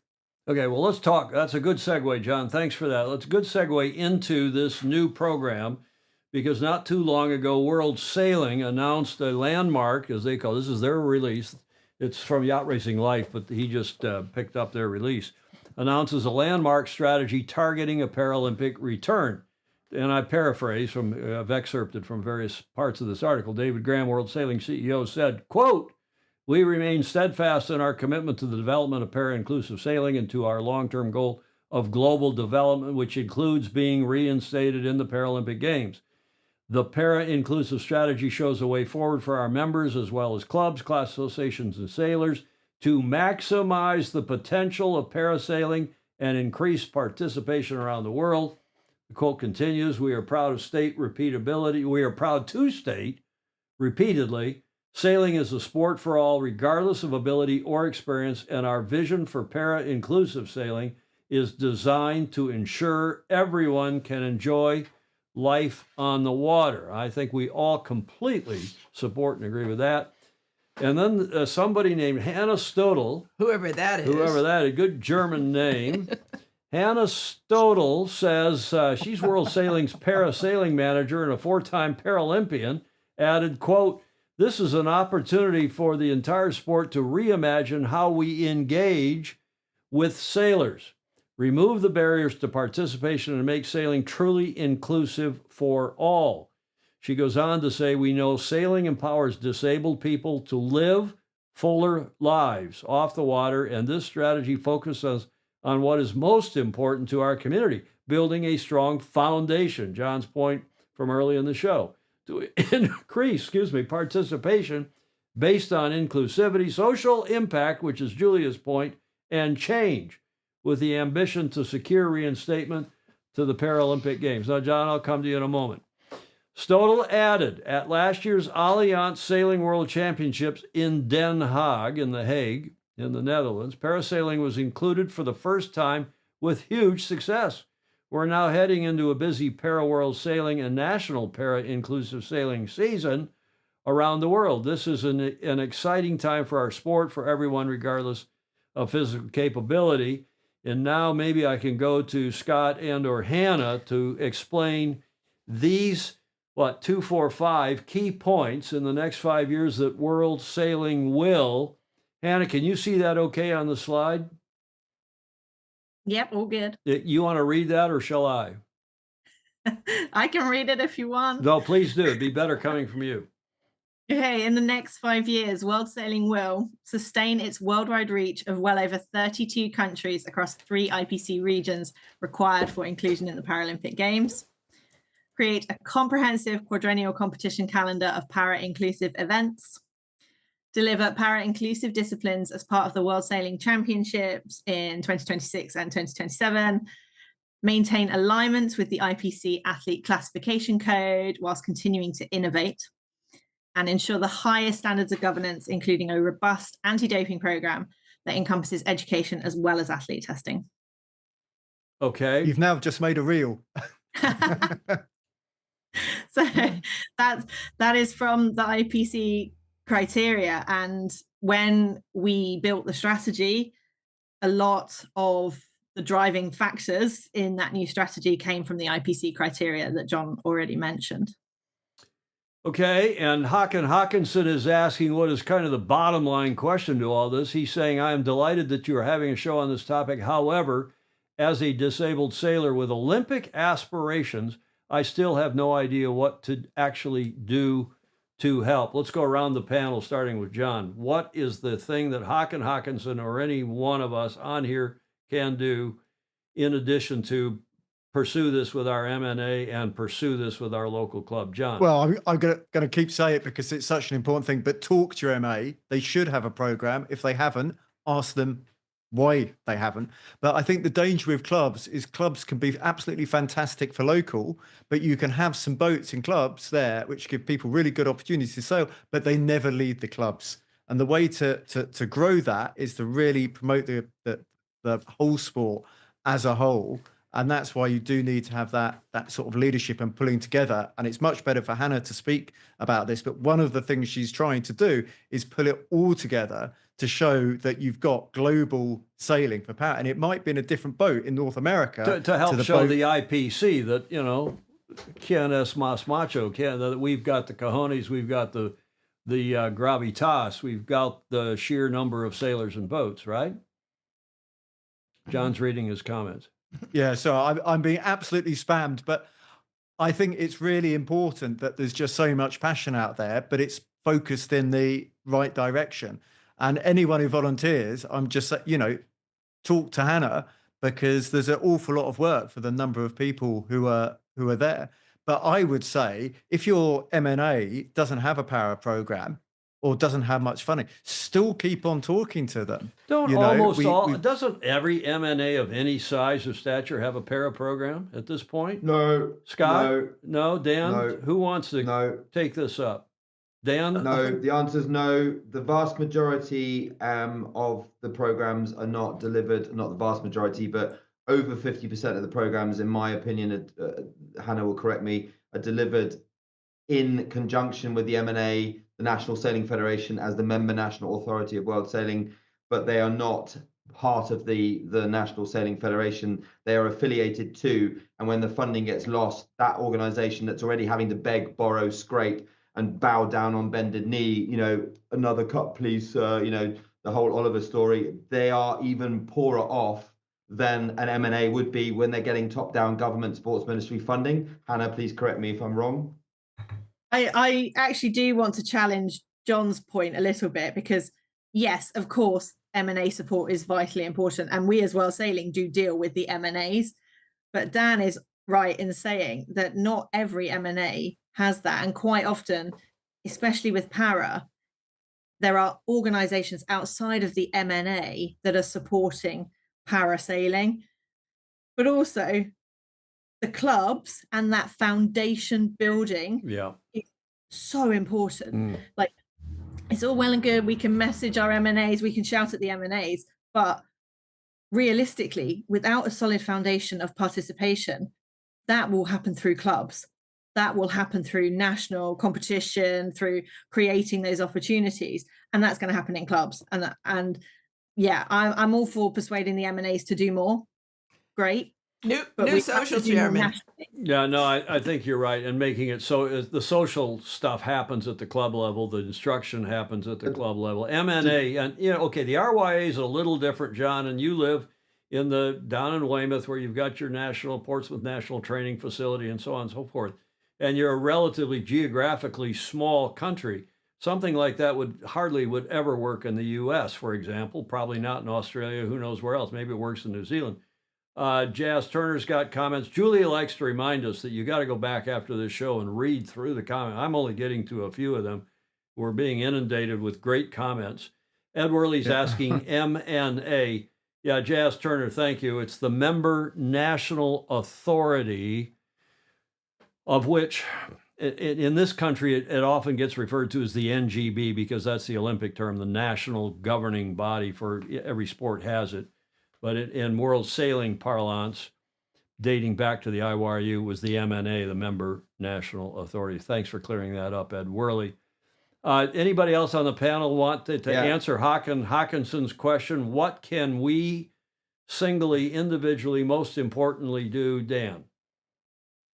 So the national governing body, or in Olympic speak, the National Federation, the NF, and World Sailing is the IF, the International Federation under World Sailing, NGB, whatever it might be, MNA, there's lots of words, but the national body that's responsible for sailing, those guys, in 76% in my last study of World Sailing's members, are emerging nations. So World Sailing has a definition of 3 different criteria of its member national authorities, the members, the national federations.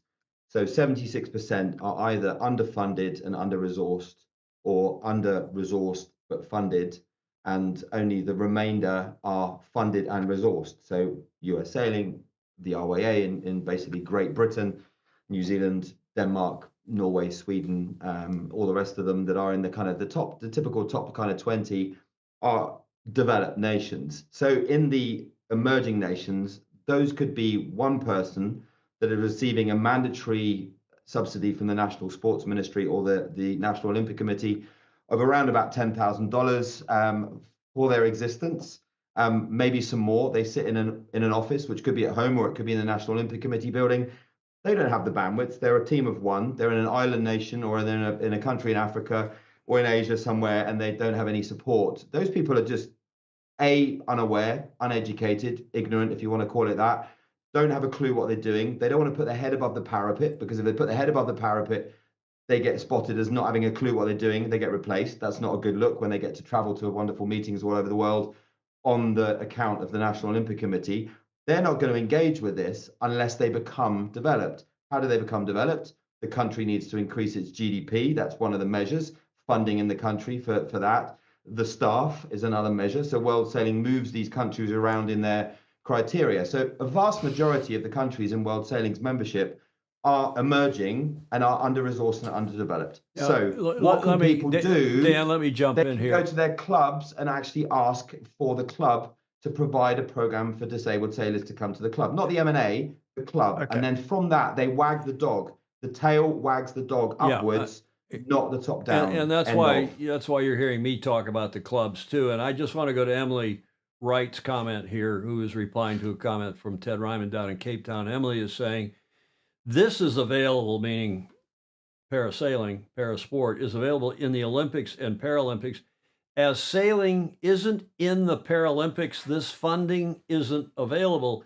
There is, I think, the chicken and egg situation, and that's what the province of Circuit. John's roll. Do that again, John. You rolling your hand around there. It's a circle. I won't say circle jerk. It's the circle. But it's that's the the circle problem. effect. And that's why we're all here.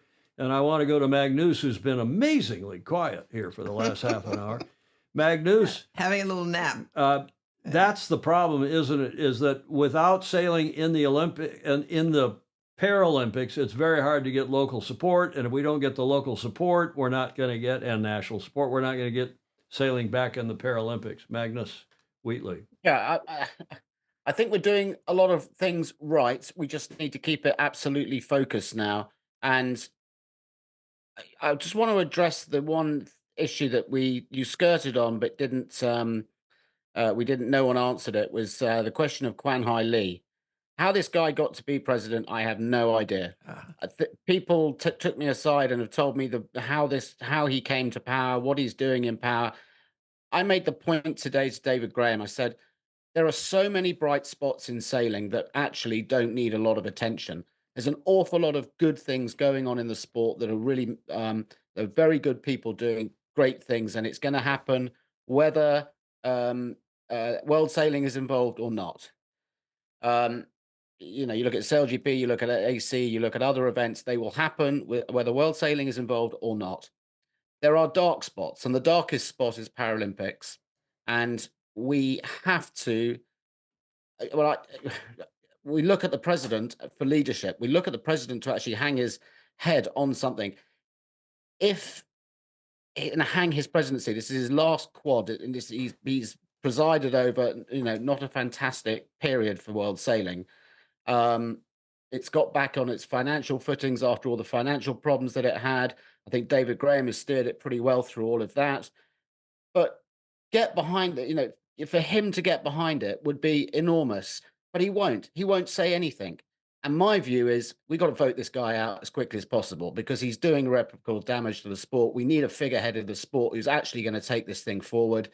And we, as sailors in the world, we've got a major problem because the guy is asleep at the wheel at the top of the organization. There, I said it. And I do think a lot of the issues could be solved by direction right from the very top. And I have to say, my heart sank when I watched that World Sailing Council video that was on YouTube.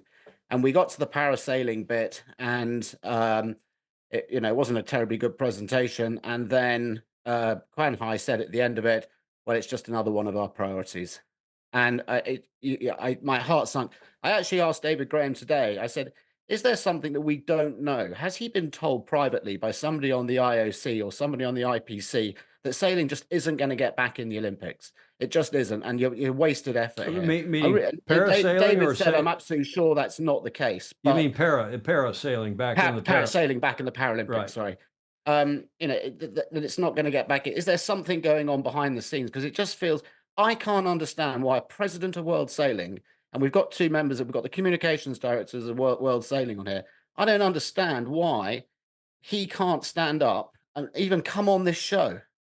If in the days of Paul Henderson, he would be on this show, he would be shouting from the hilltops, and we've got this ineffectual president who I speak to World Council members.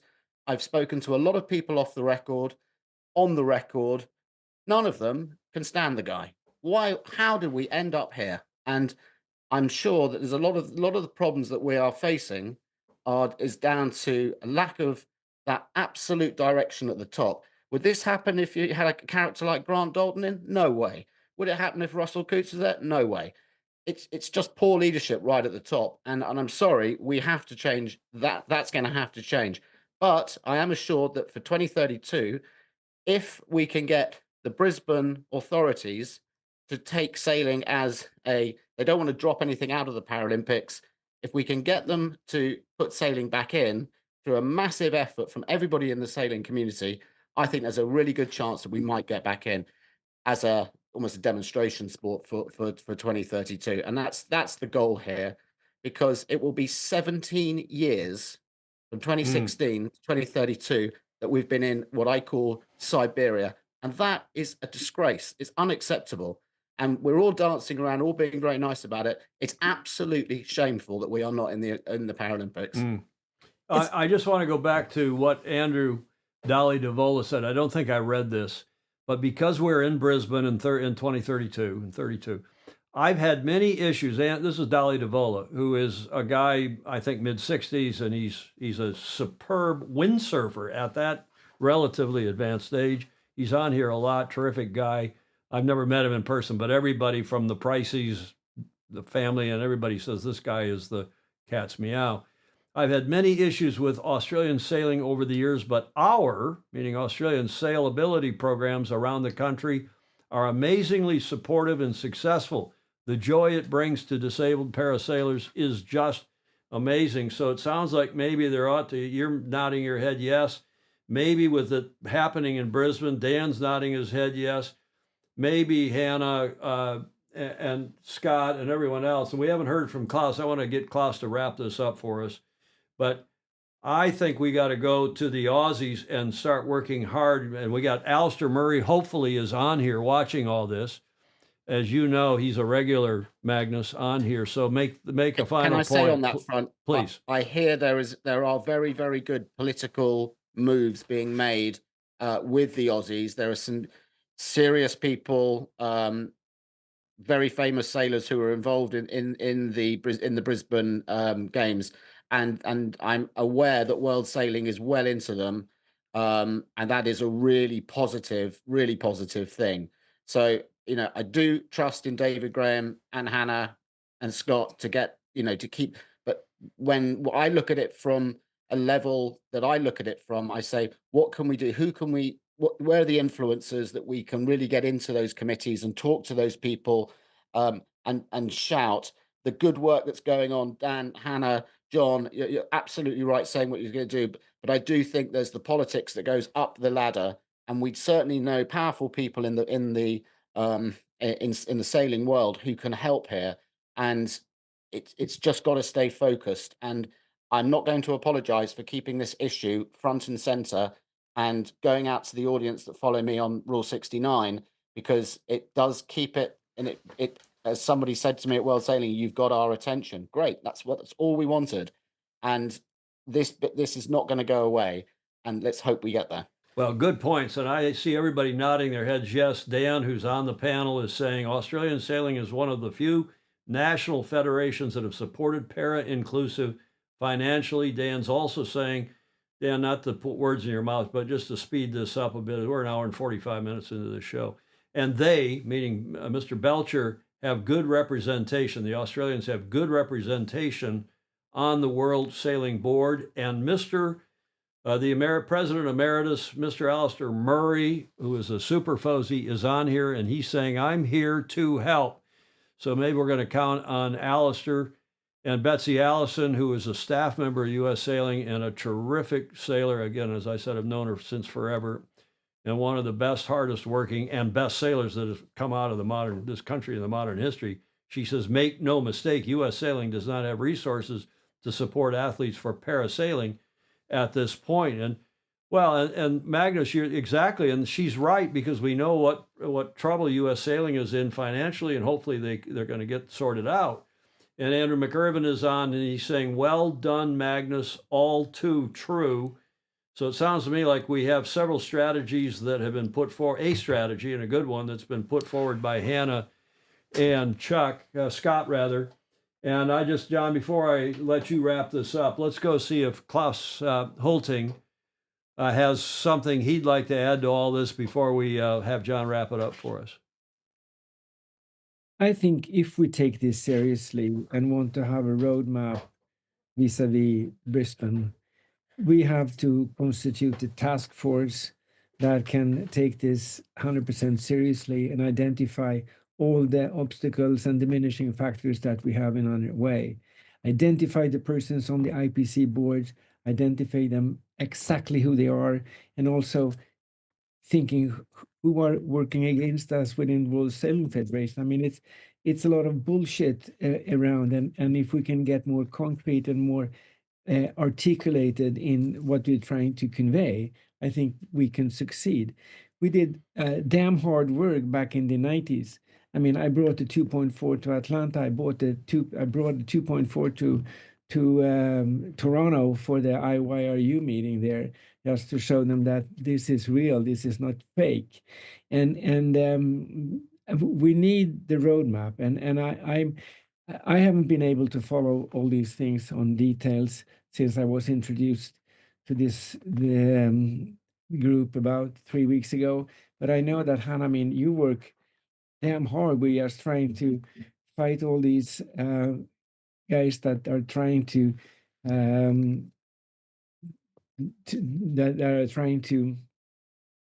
convince you or persuade you or convince that they are working hard in order to achieve the goals that we are putting forward. But I think that we have to have a roadmap of our own. I mean, we have to have, as I said, task force, identify the critical persons, and also approach them personally. I mean, maybe we have to just have in real life meetings with these persons and take them out for lunch or dinner or whatever, and say this is what we're striving for. This is real stuff.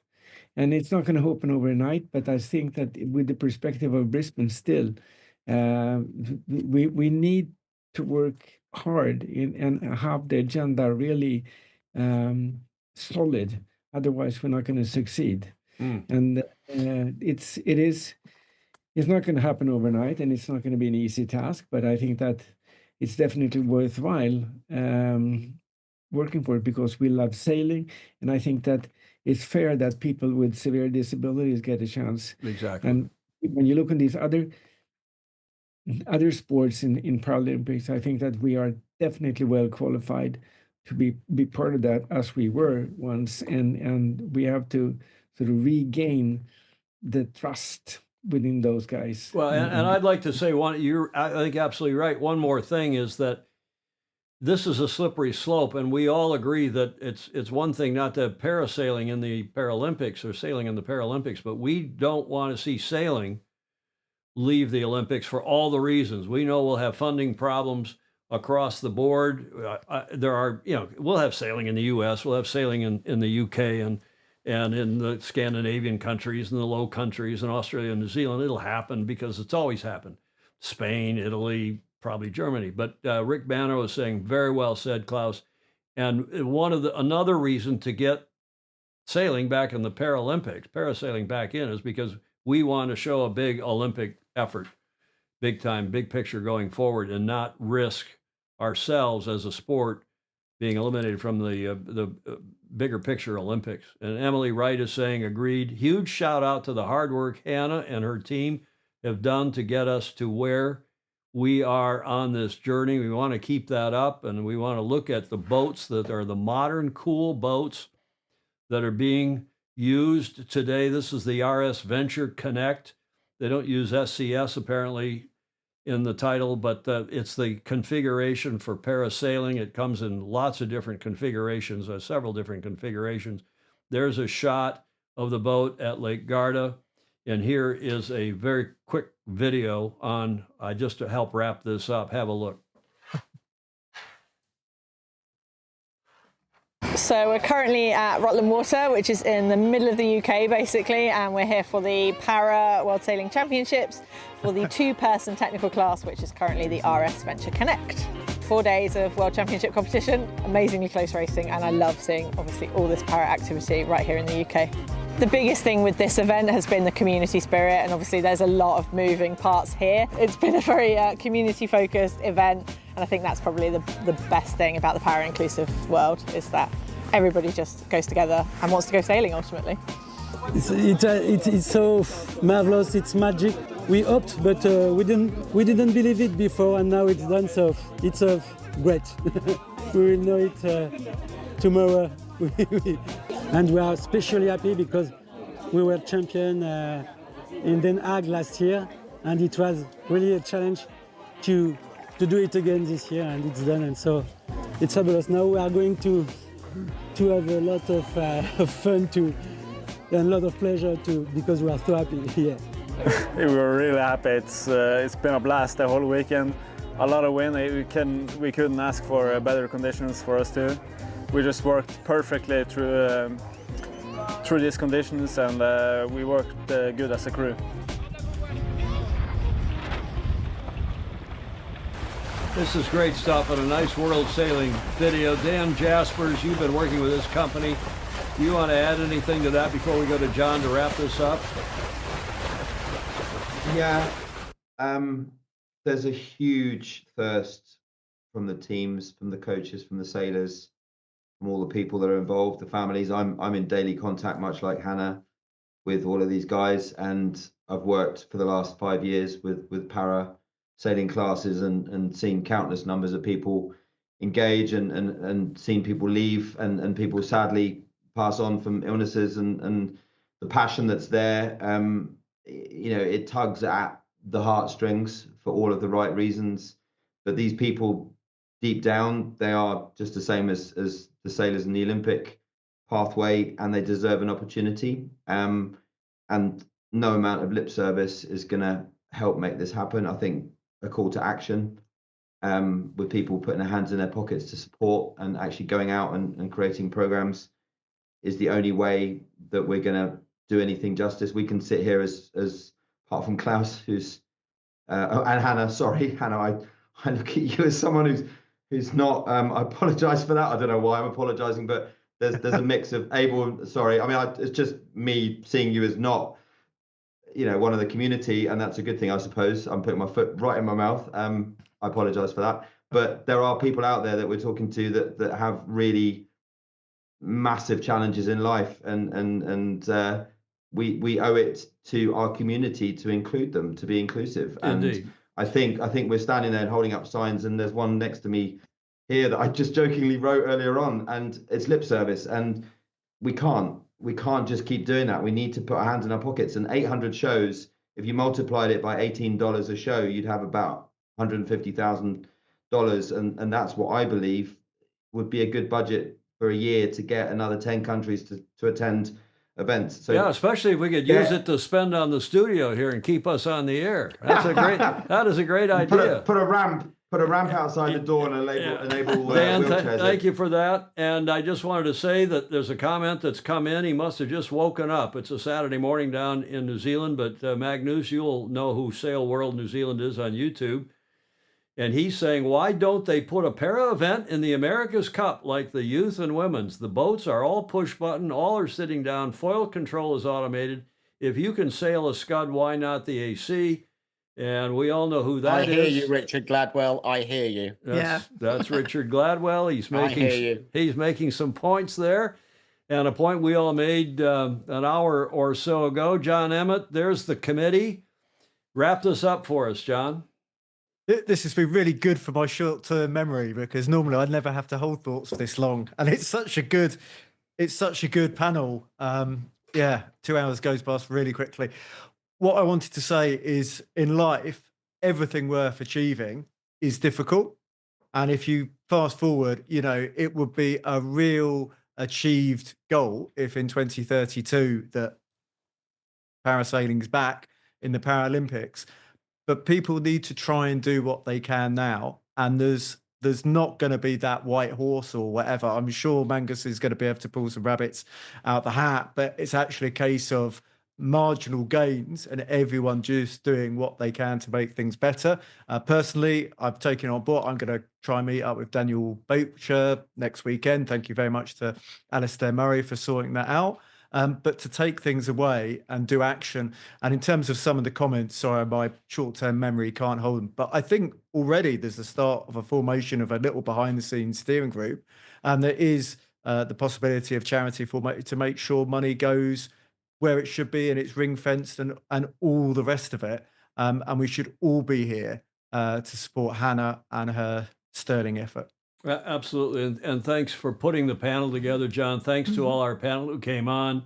A couple other comments here in the chat that I think we should all be aware of. Mr. Dr. Andrew McIrvin. Somebody explained to Klaus after the show why we call him Mr. Doctor. I sail against Hannah regularly in 40 footers. She usually beats us. So there's a pretty nice comment, Hannah, from Andrew McIrvin. I love racing against the Admiral. The Admiral. He is an Admiral. And finally, I think Gordon Smith has put a good exclamation point on it. Use technology and new media to bring the excitement to the water and the wider community for as many of us and as many beyond us as possible. And that's what my comment, Hannah, about video and not just articles and strategy papers and so on. We've got to produce video. It's a video world. God knows, after doing 800 of these shows, and I know nobody watches them, but we get a couple thousand views per show. It's unbelievable. John That's Emmett, part of the plan. Say again, That's Hannah. part of the plan. We have a structured plan at World Sailing, and I have an ace driver at the wheel in terms of communications. We have a plan, and we're going to get that out there very soon. You will see more communication coming from us, which will outline exactly what we plan to do with this. So we will get it out to you. We promise. There is a plan. We are not asleep at the wheel. No, we appreciate that. And I know Magnus doesn't feel the same about the president, but you all don't have much of an impact on that. In fact, you probably have to overcome. It's like Tom, it's like my I think father, it's really John, important we follow. John, excuse me. It's like my father always said, the biggest obstacle a child has to overcome is their parents. And sometimes the staff of an organization has to overcome the president. John? I think it's really important that we follow the World Sailing Strategy and we do things alongside or together with whatever Hannah's saying. So it's not lots of people doing good things in a splattered hope that it hits the wall. It's a combined approach, which is why I wanted to jump in. So when Hannah's saying she has a plan, then actually if we all work together, we can make sure that our focus is much, much more effective. Got it. Good point, and good point to all good points from everybody. Thanks again to our panel going around the clock here. John Emmett, Scott Dougal, and Hannah Stodel. Stodel, good German name, Stodel, like Eamon, like Amon. Klaus Holting up in Sweden. Thank you, Magnus the Magnificent, Magnus Wheatley, and Dan Jaspers, a Brit living in Germany. We appreciate all six of you. We appreciate, especially John, you pulling this together on relatively short notice. Thank you, gang. And it's 11 o'clock nearly, so just before 11 in London. It's just before midnight on the continent, so we've kept you up late. And we've got some more show to go, and we'll do that. If any of you care to stay on, that would be great, and we really appreciate it. And John, thank you to you especially for pulling this together. There's the Parasailing Committee. Members of this, it's just newly announced, by the way. I don't know Kay Rawbone in Hong Kong. Emma Helen, if I pronounced your name right, Ellen. Emma, she's been on here from up near Klaus Holting in Sweden. She is the vice chair. Betsy Allison has been on here, and she is, as I said several times, just a terrific person, terrific sailor, and has been a great leader in our sport now for many years, particularly in this Parasailing. She chaired this committee, and she's now still on it, and is also on the match racing committee. I see Jazz Turner from Great Britain has been on the show, watching and commenting. Thank you, Jazz, for coming on.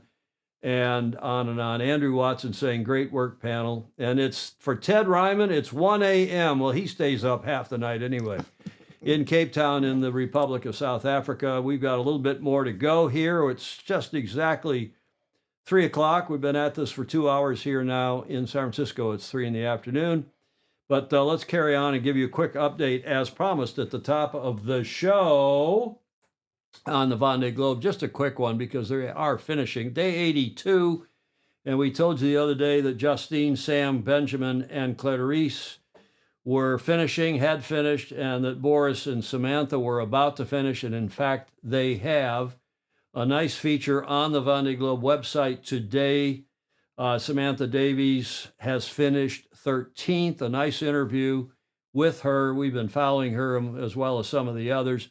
And she says, I think the harder it is, the more you appreciate it at the finish. the joys of the finish.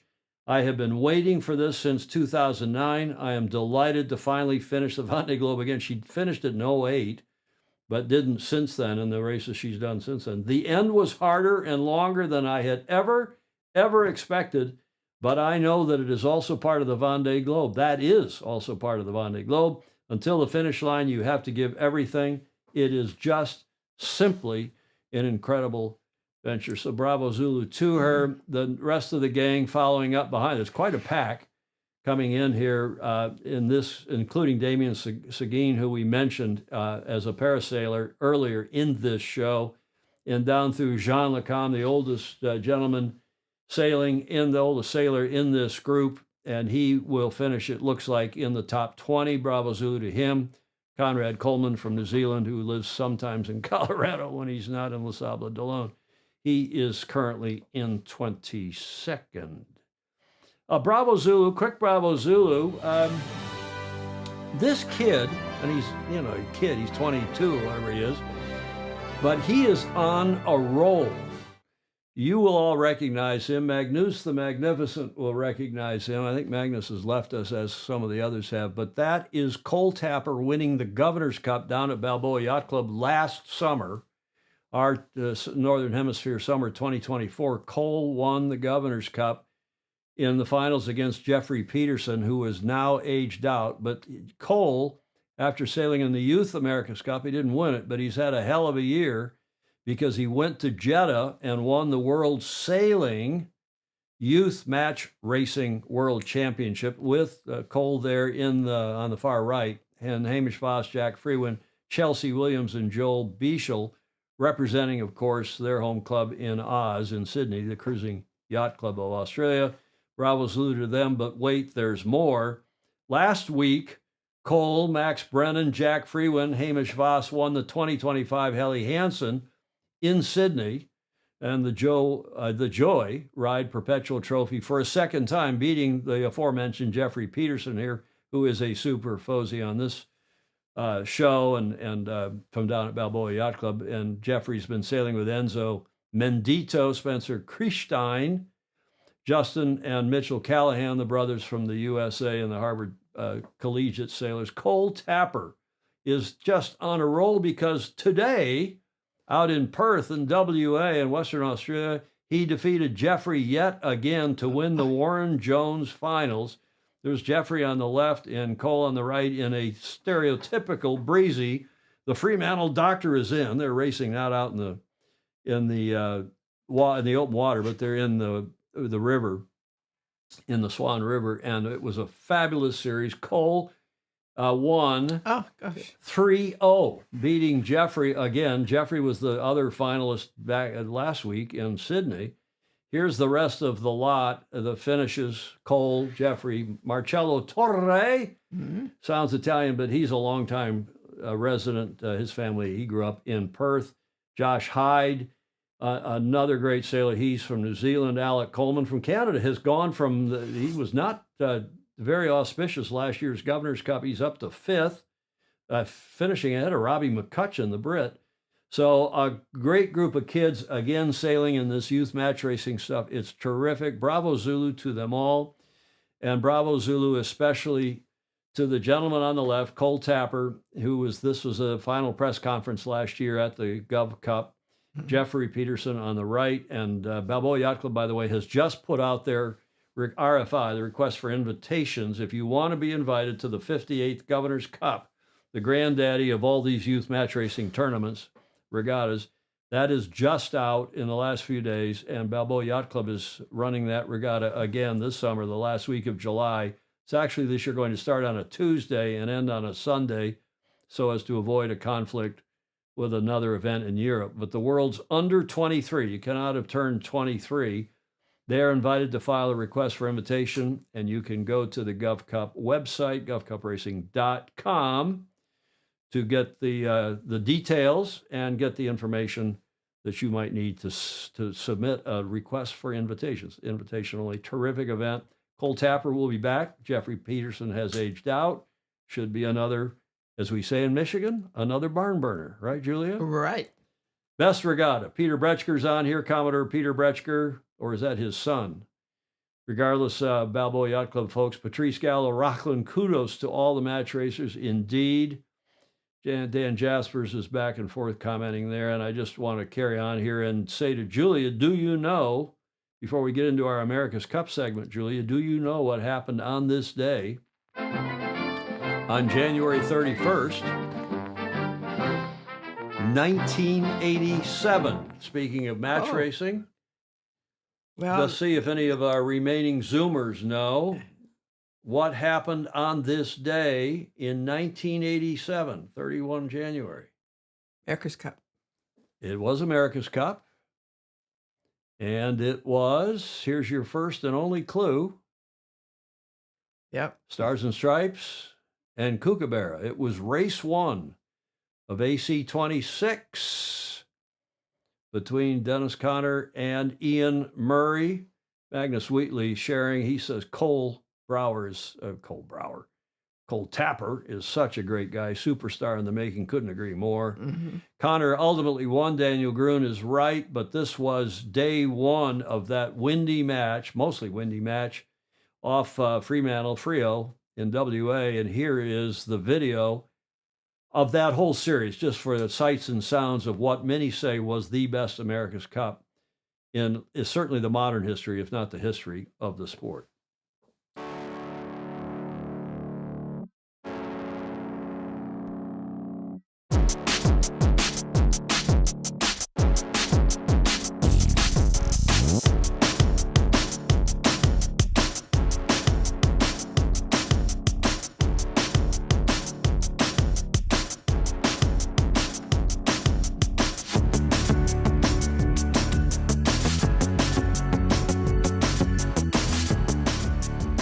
Amazing what wind and waves do to our beloved sport. Look at this.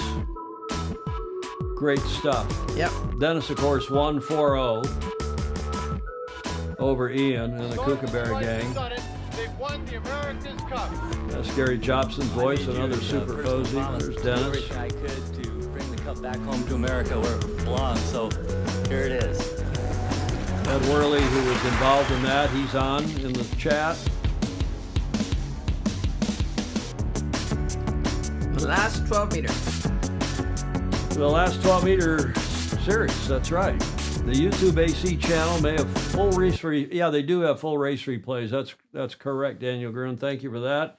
And that's a nice segue into the ongoing, shall we say, jousting match between the British Knights in happier times, Sir Jim Ratcliffe and Sir Ben Ainslie there at the Royal Yacht Squadron, which is the ostensible, well, they are the challenger of record for the next cup. We'll see if that happens.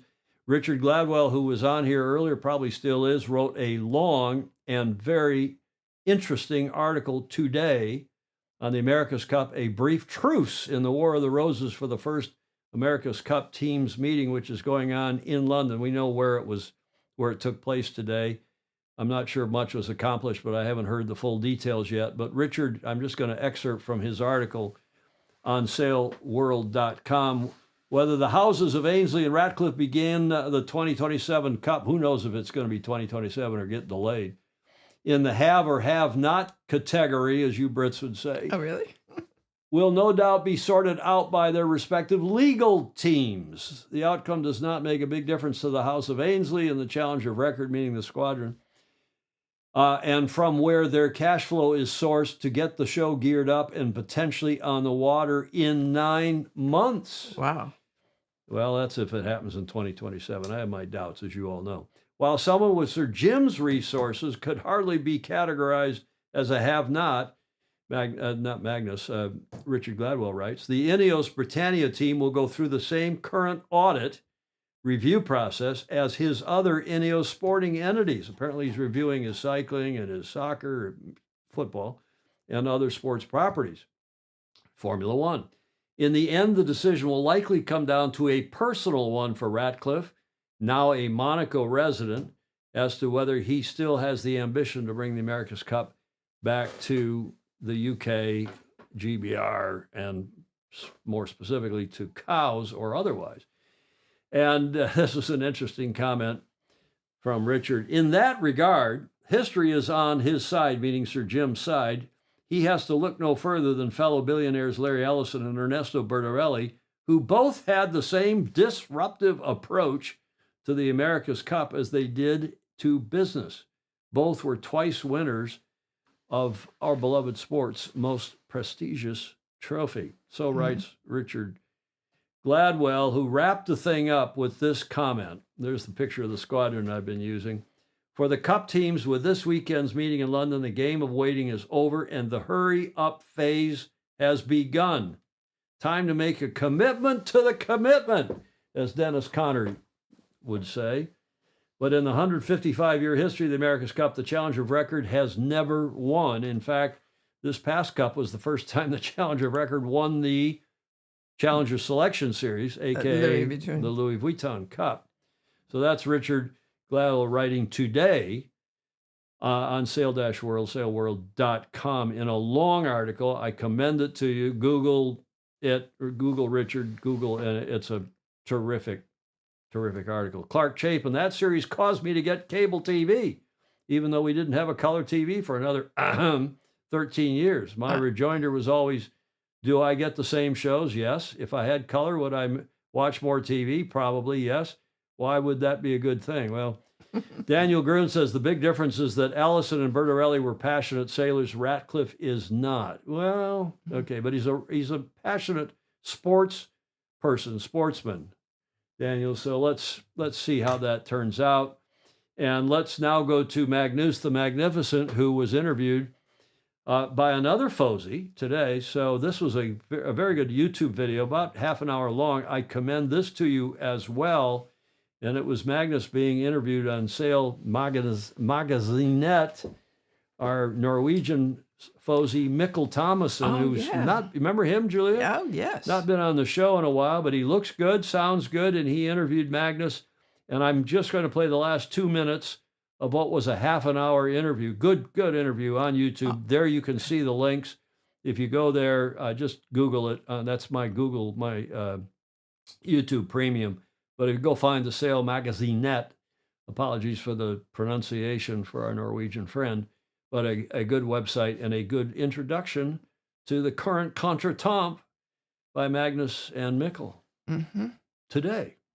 Oh, I haven't seen it. Let us conclude. It looks like Royal Yacht Squadron is going to carry on as the Challenger record, probably with Ben Ainsley. Whereas Jim Ratcliffe and Ineos team is a dark horse, perhaps for an Royal Yacht Club. Yes, I think that's a very good assessment. I think my gut feel is the Royal Yacht Squadron will do what the Royal Yacht Squadron always does, and they will outperform and will surprise people with just the level of resource that they've actually got. I think Jim Ratcliffe, I would suggest it is 50-50 whether he goes again. I don't believe the press release that they've got 100 scientists and engineers working. I just don't believe it. What are they working on? I think that was a rushed out press. The PR around both camps has been disastrous, absolutely disastrous. And I think big lessons need to be learnt there that, don't say things in haste. And I couldn't believe the Ineos announcement where they didn't even acknowledge Ben's contribution to the sport, to the team. That's outrageous. I mean, absolutely outrageous. And I think that's where the goodwill stems from, because you can see everything you need to know about how fraught those relations are in that press release. It was just terrible. And then I think the response, there was some very poor wording in that response as well from Athena Racing. And I think they just need some cool heads. I think they need to just calm down, let the dust settle, and I'm absolutely convinced RYS Limited will be the challenger of record. They will play a blinder today, and they will, smooth some ruffled feathers, and we should have at least one British team, which I think will be Athena Racing, in the 38th America's Cup. Thank you, Magnus. That sums this up pretty well. But as you know, America's Cup is America's Cup, and there will always be surprises. Yep, absolutely. No, or as they say, always bet on self-interest. It's always in the running somewhere. I think it was Dennis Connor's quote. Yeah, it's going to be expect the unexpected. But I think as we can see it today, that's perhaps the likely outcome. But who knows? I'll come on the podcast in a couple of weeks' time and it'll all be different. Thank you, Magnus. Good Thank you, stuff. Good stuff. And color me astounded. Stingray is saying, yeah, as Dennis used to say, and I did a couple campaigns with Dennis and against Dennis and so on, but he used to say, you can always bet on self-interest because that horse is always running. Mm-hmm. And it is. And that's what's going on here. I thought that was a good summation of this whole thing. Mm-hmm. This is an article today in the New Zealand Herald. It's Saturday down there. The concerns for Team New Zealand as bitter British split engulfs the America's Cup. Because if this puts the Cup in some kind of a legal hiatus for a while, that starts to affect all. In fact, it already has affected all the teams. They're meeting as they did meet today in London, but it wasn't. I know who was there and who, but I don't know what was said in the room. I haven't had a report yet, but I will get reports inevitably, and Magnus will too, and maybe Magnus and I will compare notes, maybe not.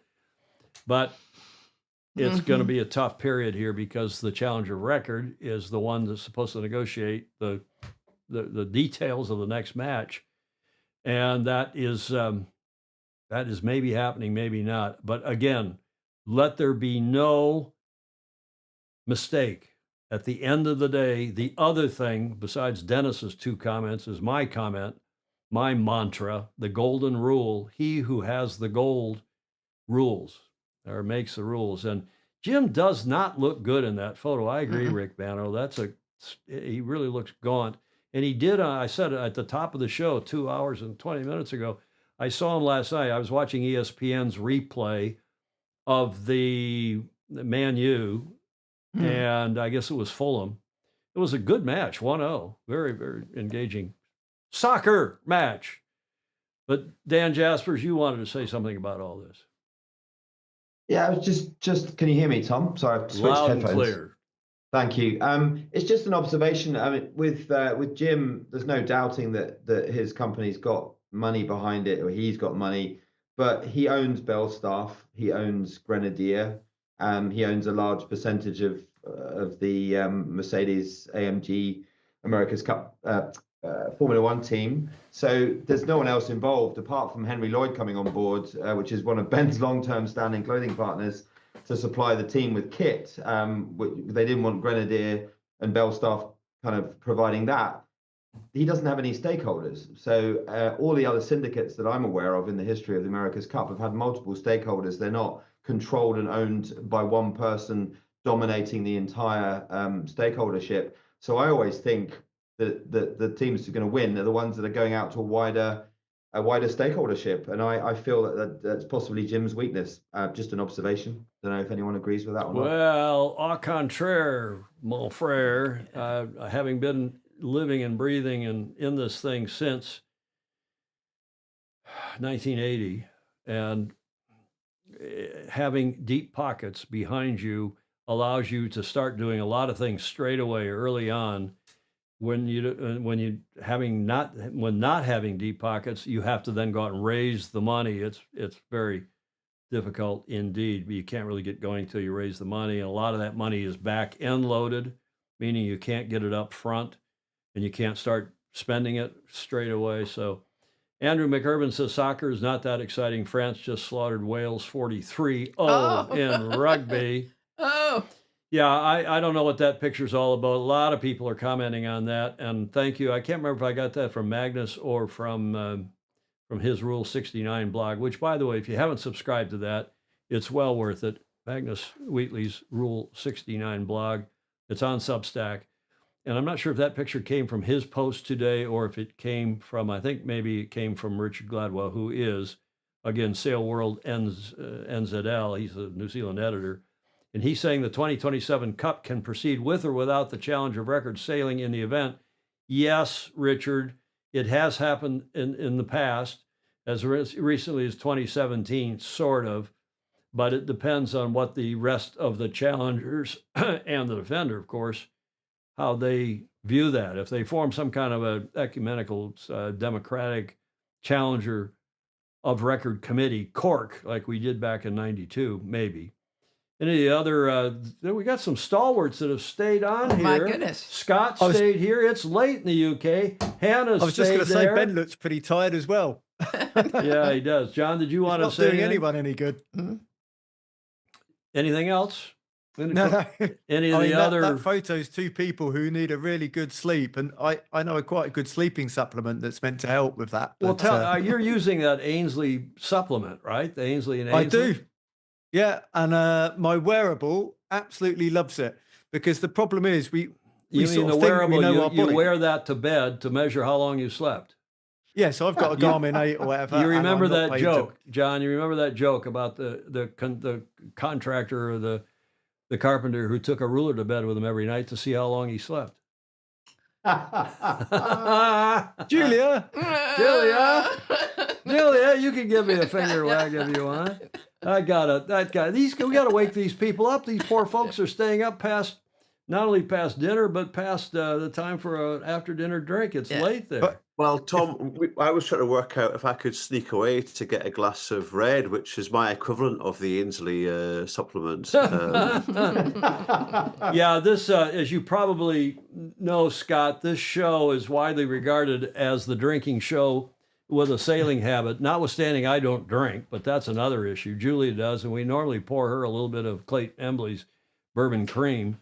She likes that better than Bailey's, I think, by now. But ooh, God, the Brits. Don't say it until you've tried it. Hannah, what's your post-dinner drink of choice, or do you not drink? I am an absolute liability, so I try not to drink very much. So, yeah. But if I had to, it would be a nice glass of red. A nice glass of vino tinto. Exactly. Ted Ryman down in Cape Town says Guinness is a good sleeping tablet. Mark Holland says the Fozzie Breakfast Show is coming. If we don't get off the air here pretty soon, we're almost closing in on 2.5 hours, but enough of the America's Cup, and just one last little bit. We always end with a video that is upbeat and forward-looking and by way of a preview, and this is for the last leg. Today's last leg is a preview of the upcoming 52 Super Series. They've got quite a year planned again, and here is their preview video.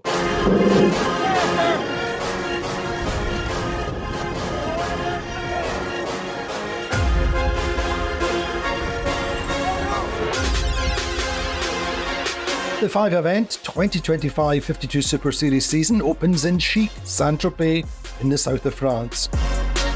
The circuit returns there after a successful first visit in 2023. And then to beautiful rugged Bayona in northwest Spain, again returning for the second time, and at stake is the Royal Cup.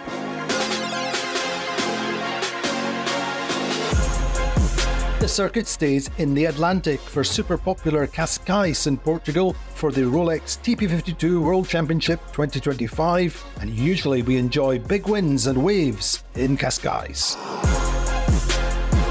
And then it's to Puerto Portales in Mallorca, a real home from home for the 52 Super Series, reliable sea breezes on the Bay of Palma, and great fun ashore. The big finale for the season will be in Puerto Cervo, Sardinia, where the Costa Smeralda backdrop is truly stunning and the 2025 title will be decided.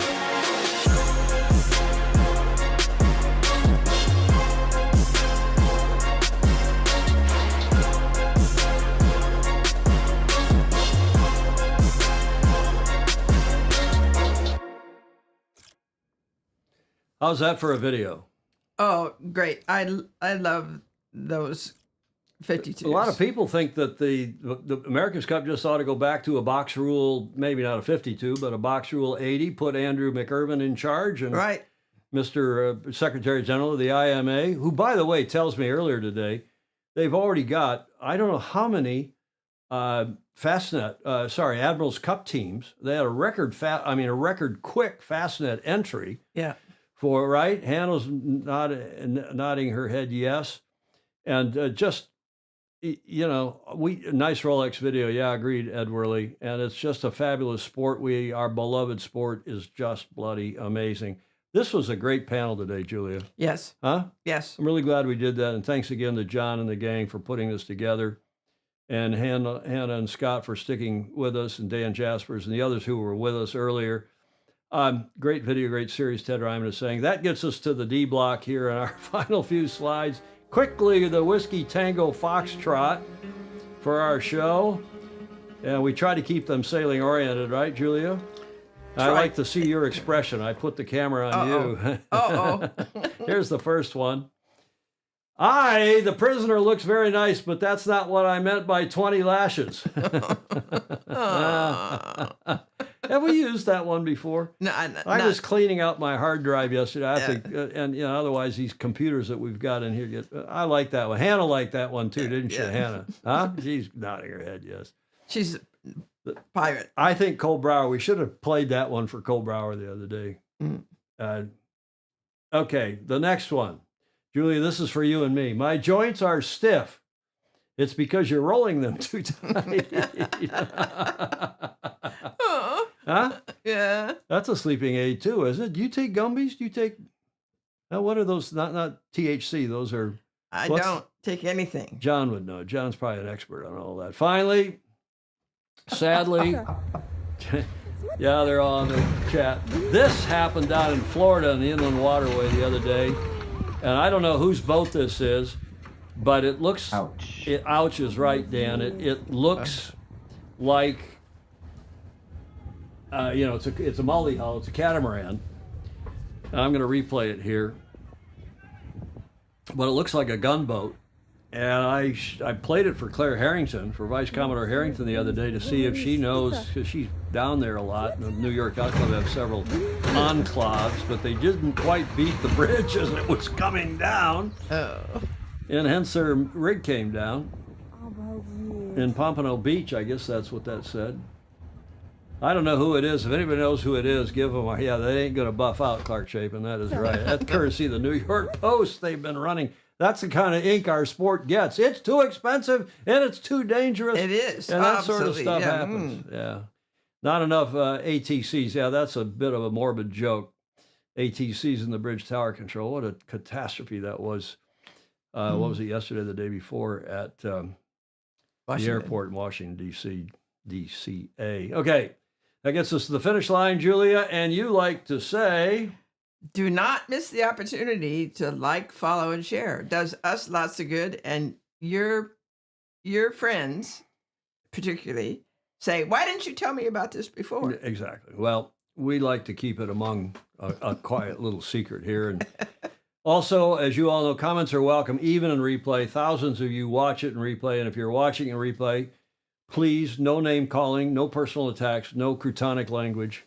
No coarse language, but you're welcome. We're one of the few live shows or any shows that leave the comments open after we go off the air because most everybody is so respectful. And if not, my co-host goes through the comments and will block you, will persecute you, will push you off the page for good, forever. Yeah. Right. Right? So right. No crutonic comments. Please, we appreciate very much all of you who support us with $1 or $2 or $5 or more per month. You can do that via patreon.com/join/Sailing Illustrated, or send us some of that bourbon cream that's over my shoulder because Julia likes that in her coffee, which is now called a Cafe a la Julia. Oh, wow. According to Clayton Embley. Mark Holland, thank you. A great show. Yeah, we had a great panel. Thierry de Jong, thank you to you. Clark Chapin, thanks for all you do for us. And again to the panel, and especially John for pulling it together. And nice to meet Hannah. Nice to meet Hannah. And Scott. Dan, we've met, but haven't seen Dan in a while. And John, we'll see you on Tuesday's show, I hope. Good. Thanks, everybody. Yep. Good. We'll see you then. And in the meantime, we want to thank those of you who gave us audio, video, and images for today's show. Julia, final thoughts. Oh, there's lots to explore in this world. And I think part of the problem is keeping our focus, and that's another. Stay focused. Is that what you were saying? That's not exactly what you got to stay saying. Focused. keep the fuzzy focused. We can say that. Hey, we had a guest today who used a couple of words. Yes. Klaus Holting used a couple good words today. Right. Huh? He did. But that's I think he used the F-bomb and he used the BS bomb, didn't he? That was pretty good. yeah. He's allowed. He is allowed. He's of a certain age. And besides, he's a doctor. You know, we let McIrvin get away with anything. Yeah. Okay, thanks, everybody. Hope you have a great rest of your week, or weekend if you're down under. Hope to see you again back, same time, same channel, next Tuesday for our regular Tuesday show. In the meantime, sail fast, sail safe, and have fun. Ciao for now.